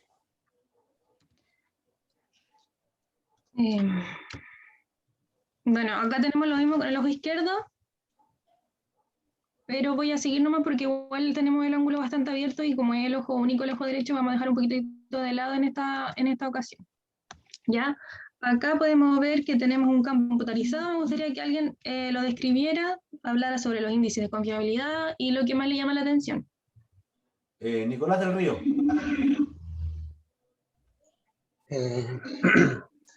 El ojo derecho tenemos campo 24.2 con los índices de confiabilidad están dentro de los rangos aceptables.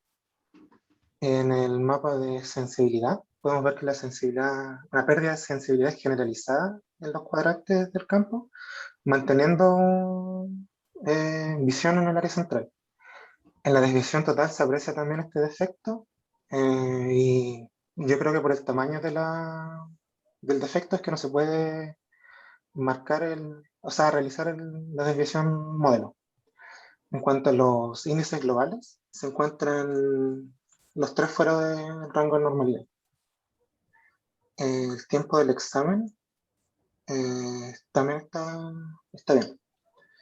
En el ojo izquierdo, que es los mismos formatos, la confiabilidad está bien en los rangos, pero se logra ver que el ojo no tiene sensibilidad en ningún sector, lo que se puede ver en los 3 mapas. Y de esta forma igual se ven alterados los índices globales. Falta lo más importante.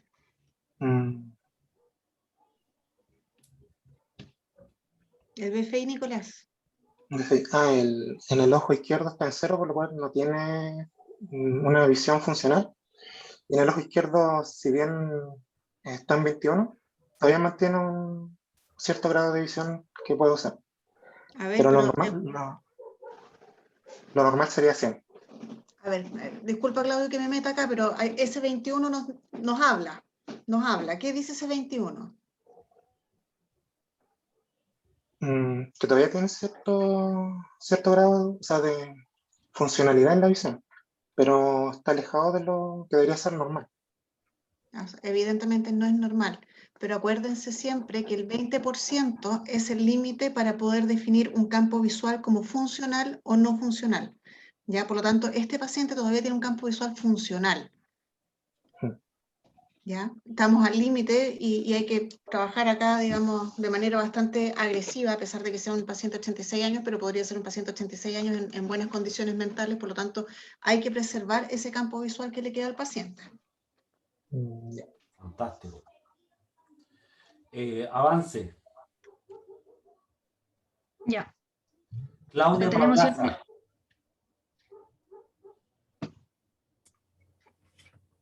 Ya, en la fotografía de ojo derecho se observa la excavación copa-disco de 1, como se indicaba anteriormente en la anamnesis. Disculpe, Claudia, ¿qué excavación ve usted ahí? ¿Yo o al estudiante? No, a Claudia. No, a ti no. A la estudiante. O sea, porque en el fondo en sí no logro ver la excavación, pero por la anamnesis como se concluye que esa excavación debe ser 1. Ya, yo concluyo que esa excavación no debiese ser 1 porque nuestro paciente tiene un campo visual funcional. Una excavación de 1 quiere decir que al paciente no le queda ni una fibra nerviosa en ese nervio óptico. Por lo tanto, es imposible que haya función visual con una excavación de 1. Ahora a mí, de verdad, no está muy fácil visualizar, pero en el fondo lo que estoy viendo alrededor del disco, no sé si es el borde del disco o es la zona, una atrofia peripapilar. No, Claudio, me da la impresión de que ahí no hay atrofia, sino que es reborde neuroretiniano. Si tú me preguntas a mí por la inflexión de los vasos y el cambio de color, yo te diría que eso es una excavación de 0,8. Ya. Porque yo veo reborde, claro, en el fondo, yo estoy de acuerdo que arriba, por ejemplo, logro ver anillo neuroretiniano. Y en la Mira, a ver si puedo dibujar porción acá. más temporal, también logro ver algo de anillo neuroretiniano. En nasal también. Mira, ahí es re difícil dibujar acá. Ahí se me pone medio complicado. No sé si lo pueden ver ahí. Ese sería el reborde. Esa es la diferencia que tenemos entre ambos. Me disculpan el mal pulso. Sí, quizás este otro va un poco más abajo. ¿Ya? Yo Pero creo, por ahí. Ariane, que eso de ahí afuera es atrofia peripapilar.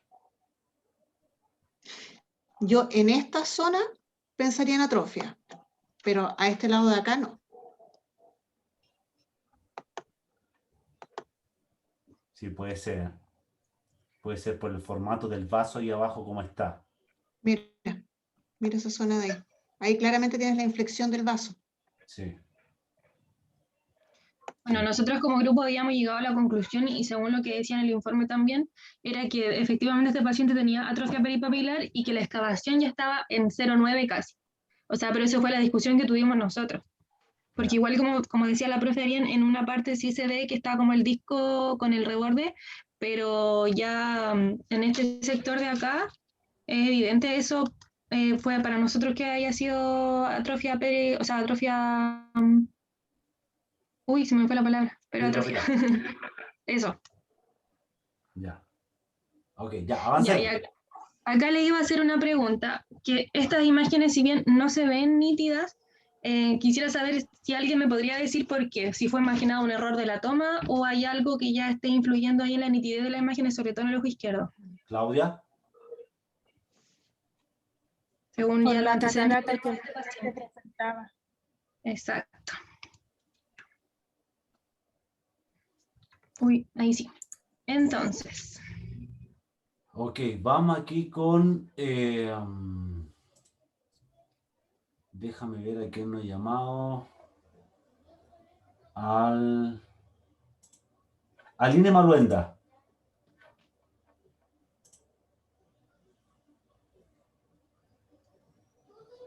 ¿Se escucha ahí? ¿Sí?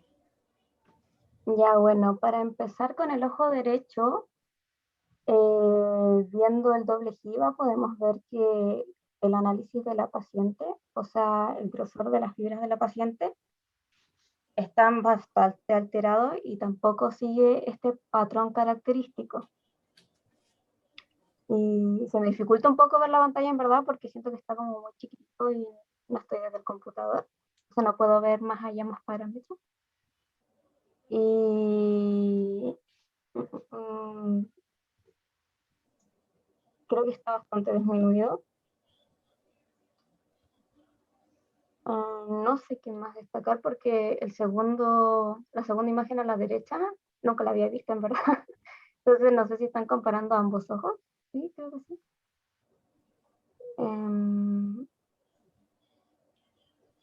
Y en el ojo izquierdo se ve que está dentro de rangos borderline.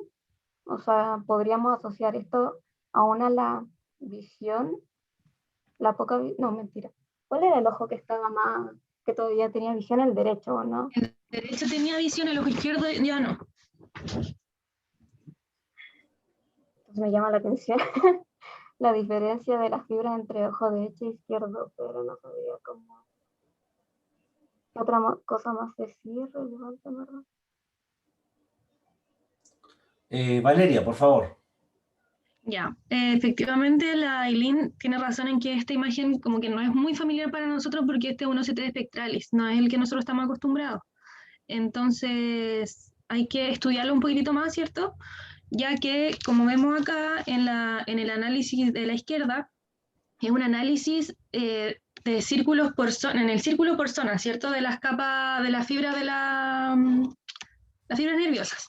En cambio, acá en el izquierdo hace un análisis de las fibras nerviosas en el borde de la membrana de Bruch, o sea, son zonas totalmente diferentes las que están analizando. Este es alrededor del anillo neuroretiniano y este es en el borde de la membrana de Bruch.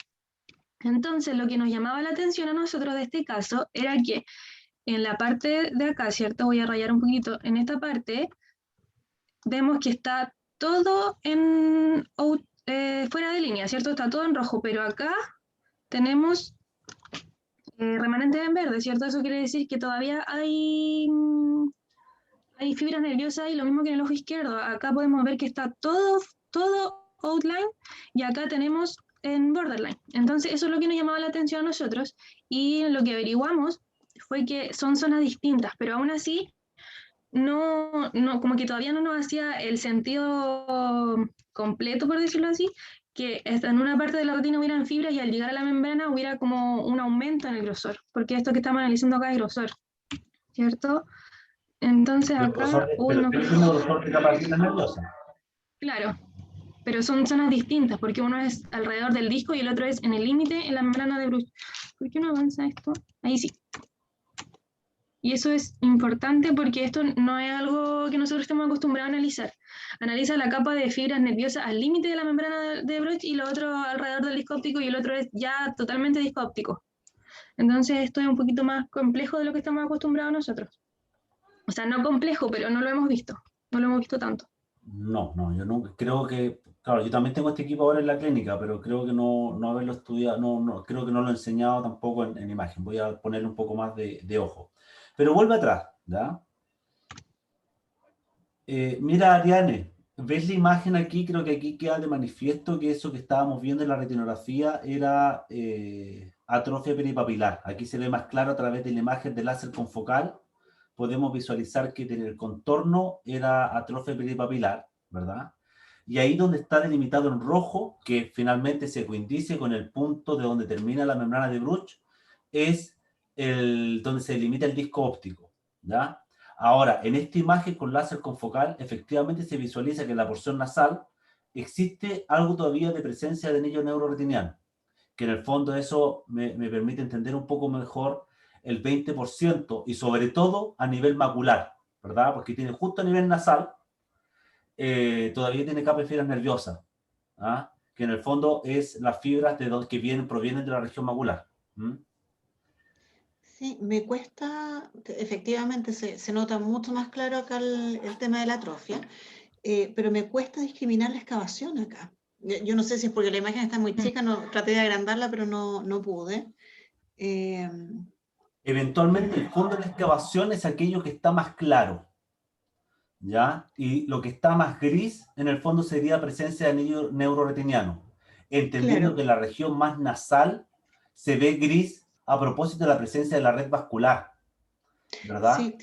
Pero a nivel nasal se ve esta zona grisácea que todavía queda cierto porcentaje de rima, ¿verdad? Y que en el fondo lo que podemos ver en el gráfico en el gráfico inferior. Igual podría acotar algo ahí para ver lo del anillo de borde neuroretiniano. ¿Ya? Que alrededor de la imagen de disco óptico de cada ojo tenemos un line hecho en cada zona del disco óptico. Entonces ahí se puede apreciar el límite de la membrana de Bruch y donde se hizo la segmentación para sacar los datos de los gráficos que están abajo. Claro. ¿Ya? Entonces ahí podríamos tener una idea un poquito más certera de las capas que hay en esa zona, en cada zona. Genial. Bien, avancemos. Ya. Este mapa de acá tampoco lo hemos analizado en lo que estamos acostumbrados a ver, ¿cierto? Pero según lo que estamos investigando con el grupo, es como un símil a lo que es el PHG del campo visual, pero es importante destacar que esto no evalúa visión, evalúa grosor de las capas de fibra nerviosas, ¿ya? Entonces, lo que hace este análisis es comparar en espejo, cuadrito por... ¿Me ven el cursor, cierto? Sí. Cuadrito por cuadrito, cuadrante por cuadrante, evaluar la diferencia de grosor y a esto le asigna un color, ¿ya? Los negros es que ya tiene menos 30 micras de grosor normal que debería tener, y los demás grises van en una escala hasta el 0, ¿ya? O sea, el 0 es absolutamente blanco, el negro ya es menos 30, para que vayan así como haciéndose una idea en la cabeza, ¿ya? Es súper importante este mapa, ¿cierto?, de análisis, porque lo podemos llevar a comparar con lo que es el campo visual, porque también acá cuando hay escotoma en Bierrum, acá se puede analizar el Bierrum, o sea, acá se forma como un Bierrum, pero en grosor de fibras nerviosas, entonces es súper importante este mapa. No sé si me entienden un poco a lo que voy, que va comparando como cuadrante de arriba, cuadrante de abajo, y el que tiene menos de esos dos le va asignando un tono de gris, una escala de gris. ¿Sí? ¿Se entiende? Sí, sí. Ya, entonces acá, por lo que podemos ver, en la zona más central de la retina tenemos disminuciones notorias, ¿cierto?, en comparación a lo que va con el resto de la retina. No sé si la Aileen quiera acotar algo a esto, porque la Aileen es la que lleva más tiempo en este equipo y ella es la que se maneja un poquito mejor. Yo creo que está bastante bien explicado y que lo que va a hacer notar este mapa claramente con estas grises es donde hay un adelgazamiento de la retina. Ya lo que vamos a poder ver claramente con una mano. Lo demás está súper bien explicado. Claro, él muestra el adelgazamiento de la retina, ¿cierto? Pero haciendo esta comparación en espejo como lo hacía el PHG. Claro, ¿Ya? pero haciendo la distinción también que un PHG evalúa 5 zonas que son las características de las lesiones glaucomatosas. Exacto. Y acá vamos a comparar todo, cuadro por cuadro la retina superior con la de mi retina inferior. ¿Ya? Exacto. Sería una diferencia igual. ¿Ya? Avanzamos. Bueno, este mapa de acá muestra más que nada lo mismo que vemos acá en las cuadrículas, pero ya en este gráfico de círculos concéntricos. Pero voy a avanzar igual. Ese es el círculo de la norma TDRS, ¿verdad? Oye, mira la pregunta de Santiago. Dice, si negro se va adelgazando y blanco es normal, engrosado, ¿cómo se vería? Uy, buena pregunta. Profesor, ¿podría repetir la pregunta, por favor?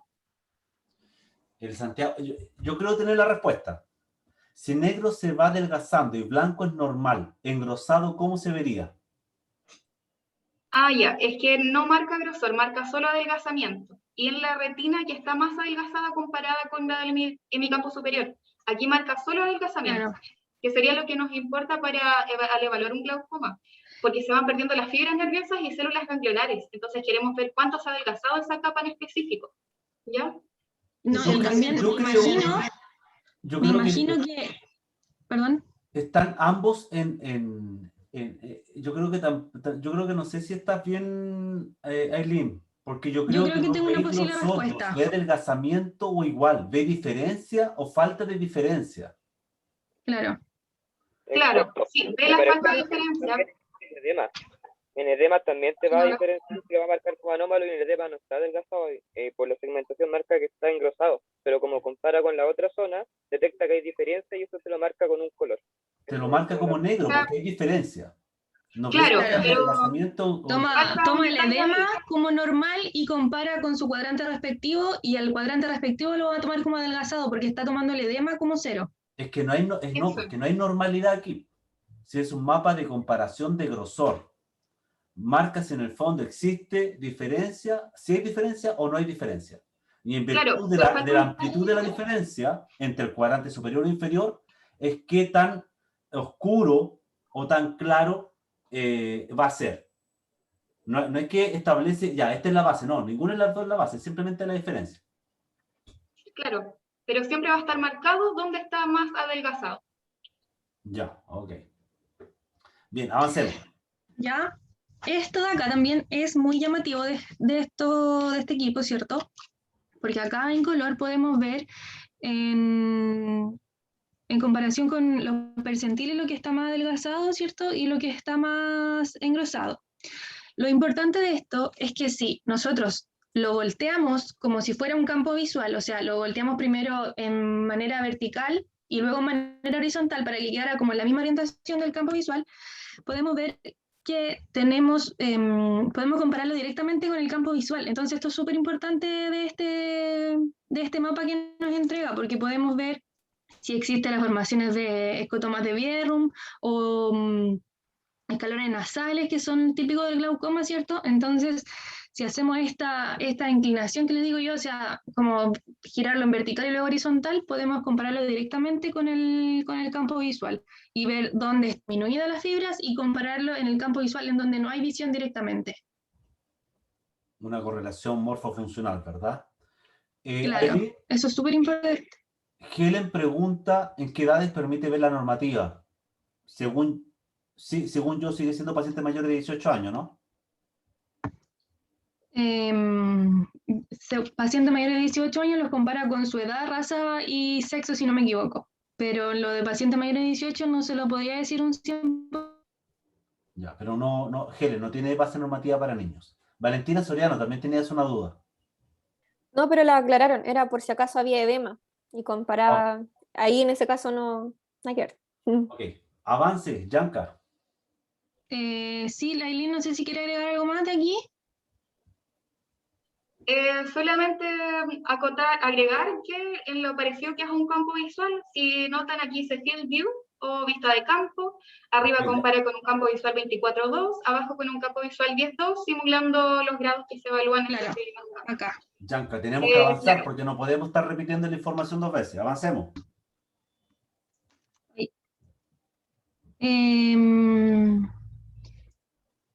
Esto también es lo mismo que les decía yo, que comparaba con los percentiles, ¿cierto? En cuanto a su edad, su raza y su sexo, y muestra el engrosamiento o adelgazamiento que hay en esa zona. Voy a avanzar entonces. Sí. Bueno, este es el ojo izquierdo. Como el ojo izquierdo no tiene visión, también lo vamos a pasar por alto, no nos da el tiempo. Ojo izquierdo igual. Ya, aquí quiero llegar a lo después de esto. Ya, esta parte es importante también. Acá podemos ver que está haciendo un análisis en el grosor de la capa de células ganglionares, pero acá en donde dice not available es porque no entrega esta escala de grises que nos entregaba anteriormente. Entonces, le preguntaron como a los embajadores, no sé cómo se dice, a las personas que como que venden el software y los equipos, A los pero le representantes. preguntaron a los representantes, claro, si había alguna manera de añadirle este software, cosa que el apretar un botón, ¿no es cierto? Y que nos mostrara en el mismo equipo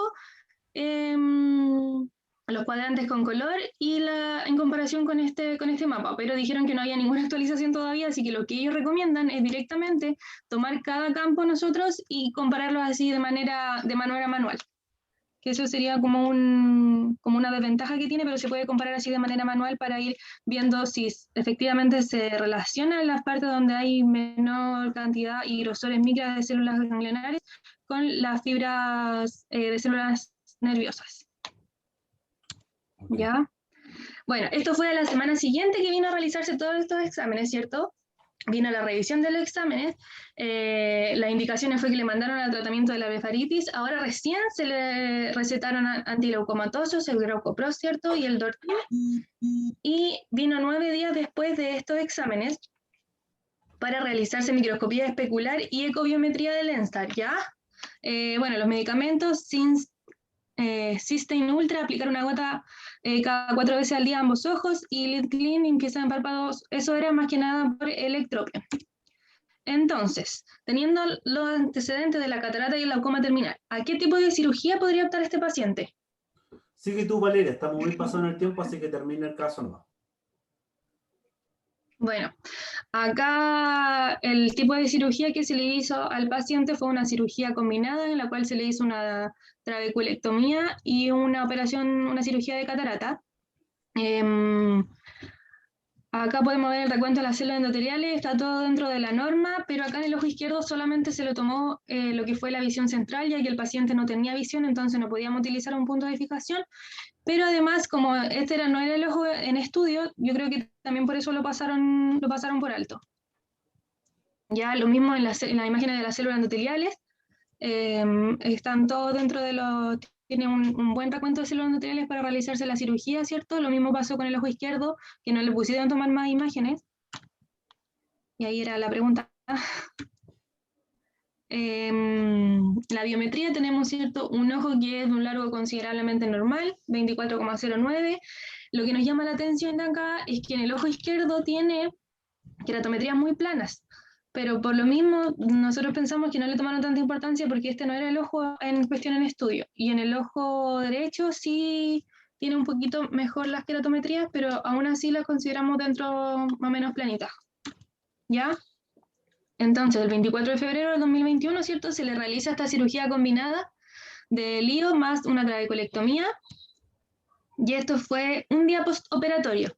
El motivo de consulta, obviamente, fue el postoperatorio de la cirugía de lío más trabeculectomía. En el ojo derecho tiene blefaritis y en el ojo izquierdo ectropion. A la biomicroscopía se puede ver una conjuntiva con hiperemia leve y hemorragia subconjuntival, ampolla plana, córnea con edema central marcado, y todo esto se debe a la cirugía que mencionamos anteriormente, ¿cierto? Como indicaciones, el doctor le deja corticoides, antibióticos y antiinflamatorios, que son, ¿cierto?, los medicamentos que generalmente se le dejan a los pacientes que tuvieron estas cirugías. Bueno, acá más que nada decir que la evolución del paciente fue súper bien. Una semana después ya le había desaparecido el edema, ¿cierto?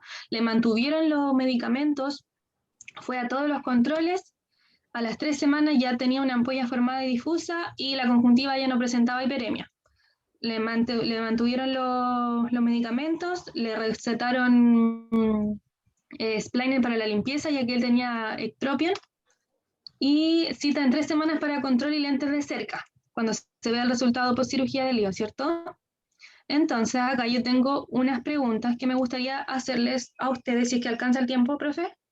No, respondo. Bueno, la recomendación al paciente sería educarlo, ¿cierto? Decirle que tiene un ojito el cual presenta una muy buena visión, que tiene que cuidar esta visión, ¿cierto? Ir a los controles, seguir el tratamiento, tener un buen compliance con el tratamiento, ¿cierto? Seguirlo adecuadamente. Acá pusimos esta pregunta de cuál sería el posible pronóstico de paciente debido a su comportamiento, y esto lo pusimos más que nada porque él vino hace 5 años y luego de esos 5 años se perdió. Entonces teníamos ese como miedo, por decirlo, de que el paciente ahora que ya lo operaron, ya tuvo todo, se vuelva a perder otra cantidad de tiempo y no siga con su tratamiento. Entonces, si sigue con ese comportamiento, el pronóstico de este paciente no será muy bueno, ¿ya? Porque tiene esta tendencia como a perderse de los controles. ¿Y cuándo deberíamos entregar la receta de lente al paciente? Eso lo dijimos porque, lo pusimos esta pregunta porque cuando vino los 5 años después, él lo único que quería era lentes.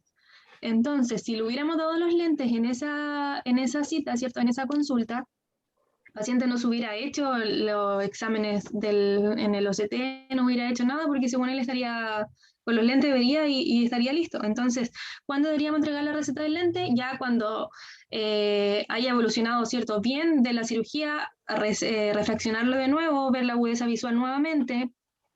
Y ahí recién cuando ya esté con todos sus tratamientos al día y con toda su evolución como corresponde, ahí recién deberíamos nosotros como tecnólogo médico entregarle la receta de lente a este paciente. Porque antes sería igual un poco irresponsable si entregarla así, siendo que encontramos varios antecedentes interesantes. Y para finalizar, bueno, no encontramos un paper así como textual de esto, pero sí encontramos lo que es de la cirugía combinada de catarata, ¿cierto? Con la trabeculectomía, además de este OCT de Spectralis, ¿cierto? Y la importancia de analizar los grados, ¿cómo se llama? La circunferencia del disco óptico, todos estos círculos concéntricos para la detección del glaucoma avanzado, que era este caso, y eso. Oye, ¿Tienen Arzún, alguna pregunta? profesora Arzún, no sé si quiere consultar o hacer algún comentario respecto al caso. O sea, quería preguntar si pues el paciente tiene 86 años ya, pero si es un paciente activo. Ya, yo puedo responder eso, porque me tocó atenderlo en el campo, me acuerdo esa vez. El paciente ya tiene 86 y no es un paciente muy activo, de hecho le costó harto venir y tuvo que venir con acompañante. Le tuvimos que poner estímulo lento en el campo visual porque tampoco tiene una buena respuesta motora ni tampoco cognitiva. Entonces es un paciente que tiene complicaciones con respecto a los tratamientos y realización de exámenes. Ariane. Claro, pregunta porque hay pacientes que a esa edad están plenamente activos, hasta trabajando incluso, o tienen otros intereses, no necesariamente de trabajo. Claro, no, y le costaba mucho también realizarse cualquier examen. Ariane. De la mano de lo mismo, quería preguntar, ¿por qué creen ustedes que a este paciente se le hizo una trabeculectomía? Y también preguntar por qué se le hizo una iridectomía. Una respuesta la entiendo, la otra no. Entendiendo que el tratamiento quirúrgico no es de primera elección en los pacientes. ¿Por la adherencia, profe? ¿Responde yo? Pensé que la Aileen iba a responder. No, pero por lo que leímos en el paper, esta cirugía combinada es la mejor opción para estos pacientes, como decía la Vale, que tienen poca adherencia. Además, por lo que leímos, no era algo muy invasivo y era lo más óptimo para este paciente que tiene ojo único. Exactamente, yo no sé si ustedes se acuerdan, lo hemos conversado varias veces. El tratamiento quirúrgico no es la primera elección en el glaucoma, pero tenemos un paciente que efectivamente perdió un ojo ya por glaucoma, ¿cierto? Hace 5 años, se desapareció completamente, se desentendió de la patología, por lo tanto, es esperable que este paciente no use su tratamiento, además que se le dejaron un montón de botas, digamos, para el cuadro de ojos secos, ¿cierto? Por el ectropion que tiene. Y la blefaritis, entonces, además de eso, sumarle un antiglaucomatoso es súper complejo. Entonces, con eso, en el fondo, el médico se asegura que va a haber una baja de la presión intraocular, a pesar de que la presión no era tan alta y probablemente habría respondido súper bien a un antiglaucomatoso, digamos, un beta bloqueador, que incluso no es tan caro. ¿Y la iridectomía?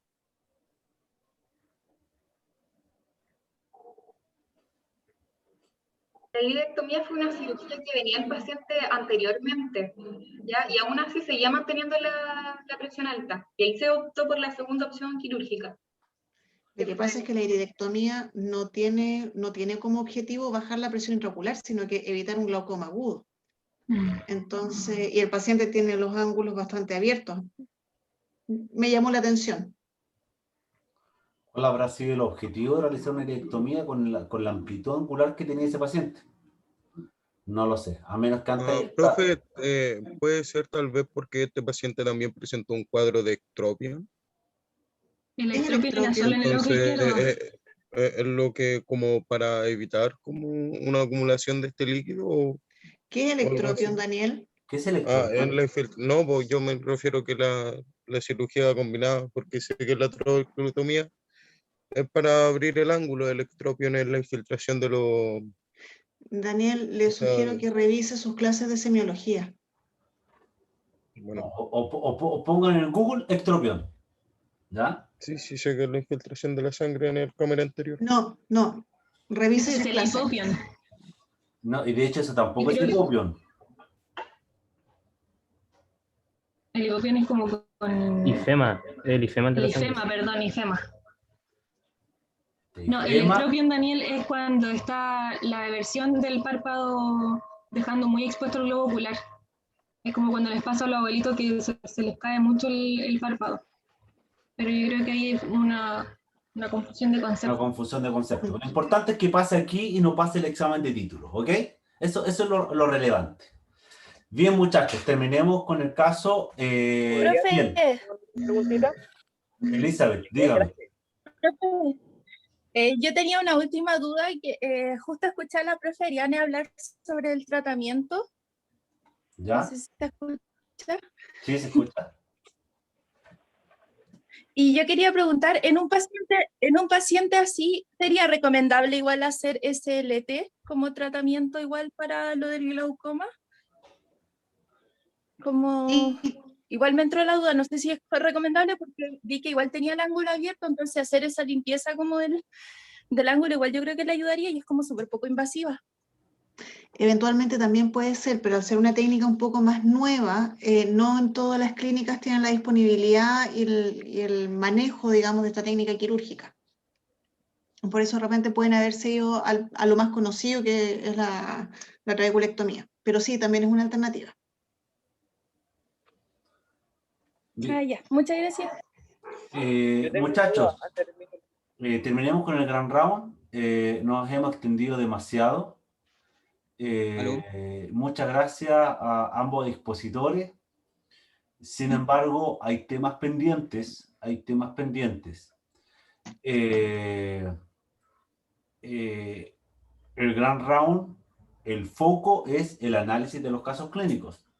Yo sé que tenían mucho interés en explicar los mapas, Valeria, Aileen, pero el foco del gran round no es explicar los mapas. El foco del gran round es el raciocinio clínico, ¿verdad? Si fuese por eso, desarrollamos, si quieren hablar sobre un examen en particular de OCT glaucoma de esta marca, que particularmente yo no lo manejo mucho, ¿verdad? Podemos desarrollar un espacio para poder hablar sobre eso, ¿ya? Creo que más que nada mostré todos los mapas de OCT porque, ¿se acuerdan que tuvimos una reunión y usted me pidió mostrar los mapas nuevos en el Grand Round? Pero por eso, Fue por eso que nos lo analizábamos clínicamente, no hacíamos una cátedra respecto de los mapas. Creo que el objetivo del Grand Round es avanzar con aquello que es clínicamente relevante, ¿ok? Después podemos ver otros temas en particular de un equipo en especial, ¿ya? Pero eso, creo que eso nos quitó tiempo y no nos permitió generar este debate y este análisis que creo que tanto nos ha enriquecido, ¿ya? Lo otro, cada tema que uno coloca en una diapositiva, cada concepto, el expositor particularmente debe conocerlo perfectamente. Ese es el objetivo del expositor. Si usted puso algo ahí, una abreviación o un concepto, lo debe manejar. Y sobre todo si van a hablar sobre coritopatía lúpica, por ejemplo, tiene que hablar sobre la casuística finalmente, rematar el caso hablando sobre los hallazgos. Si pone una imagen de una determinada técnica, tiene que saber usted como expositor de qué es esa técnica, ¿verdad? No puede esperar que el profesor sepa y haga la explicación respecto de lo que está ahí en la presentación, ¿ya? Particularmente en el Grand Round de Camila, yo tuve la posibilidad de tener una reunión previa en el cual con el grupo definimos cómo tenía que estar estructurado el caso. Creo que estuvo, por lo menos lo que me interesa a mí, por ejemplo, cuando van a hablar de una retinografía, en la misma diapositiva pongan retinografía, negritra, ¿verdad? autofluorescencia, etcétera. Todas esas imágenes que por separado más o menos dicen una misma cosa, dependiendo de cómo se analice. Y la angiografía, pongan todas las fases angiográficas, ¿ok? Para que en el fondo sigan ese modelo de presentación para los próximos Grand Round. Porque poner una foto por cada diapositiva finalmente lentece mucho el avance del caso clínico. ¿De acuerdo? Para que nos vamos acostumbrando. Lo otro, el lenguaje. No solamente el lenguaje técnico, sino que la manera de usar el lenguaje. ¿Ya? Yo sé que algunas veces los molesto por ahí, pero en el fondo hay que, no puede ser, podría ser, es que la verdad yo creo, o sea, ¿es o no es? ¿Ok? Uno de repente puede caer en un error de cómo uno dice algo, pero tratemos de irlo solucionando en la medida que vamos avanzando. ¿Ok? Fue un primer Grand Round, creo que cumplimos el objetivo, pero estuvimos excesivamente lentos y están muy, muy oxidados, muchachos. Este no es el nivel del cual yo estaba acostumbrado y el equipo de profesores estaba acostumbrado a ver de los Grand Round, tanto por los expositores como de aquellos que son interrogados personalmente. Si alguien, por ejemplo, Valentina, te pregunté y te quedaste un rato callada pensando, el Grand Round, la idea es que usted verbalice lo que va pensando, para que en el fondo nosotros no le estemos mirando la cara cómo usted está pensando antes de elaborar un juicio. Entonces la idea es que sea dinámico, activo, y usted vaya pensando en voz alta. ¿Ok? Ese es el objetivo del Grand Round, de que sepamos cómo se está ejecutando el raciocinio dentro de cada uno de nosotros. Pero bien, muchachos, vamos a ir avanzando. Este fue el primero y seguramente vamos a ir cada día mejorando. Muchísimas gracias hasta la hora que se quedaron. Yo sé que esto ya va por fuera, los que están en campo clínico.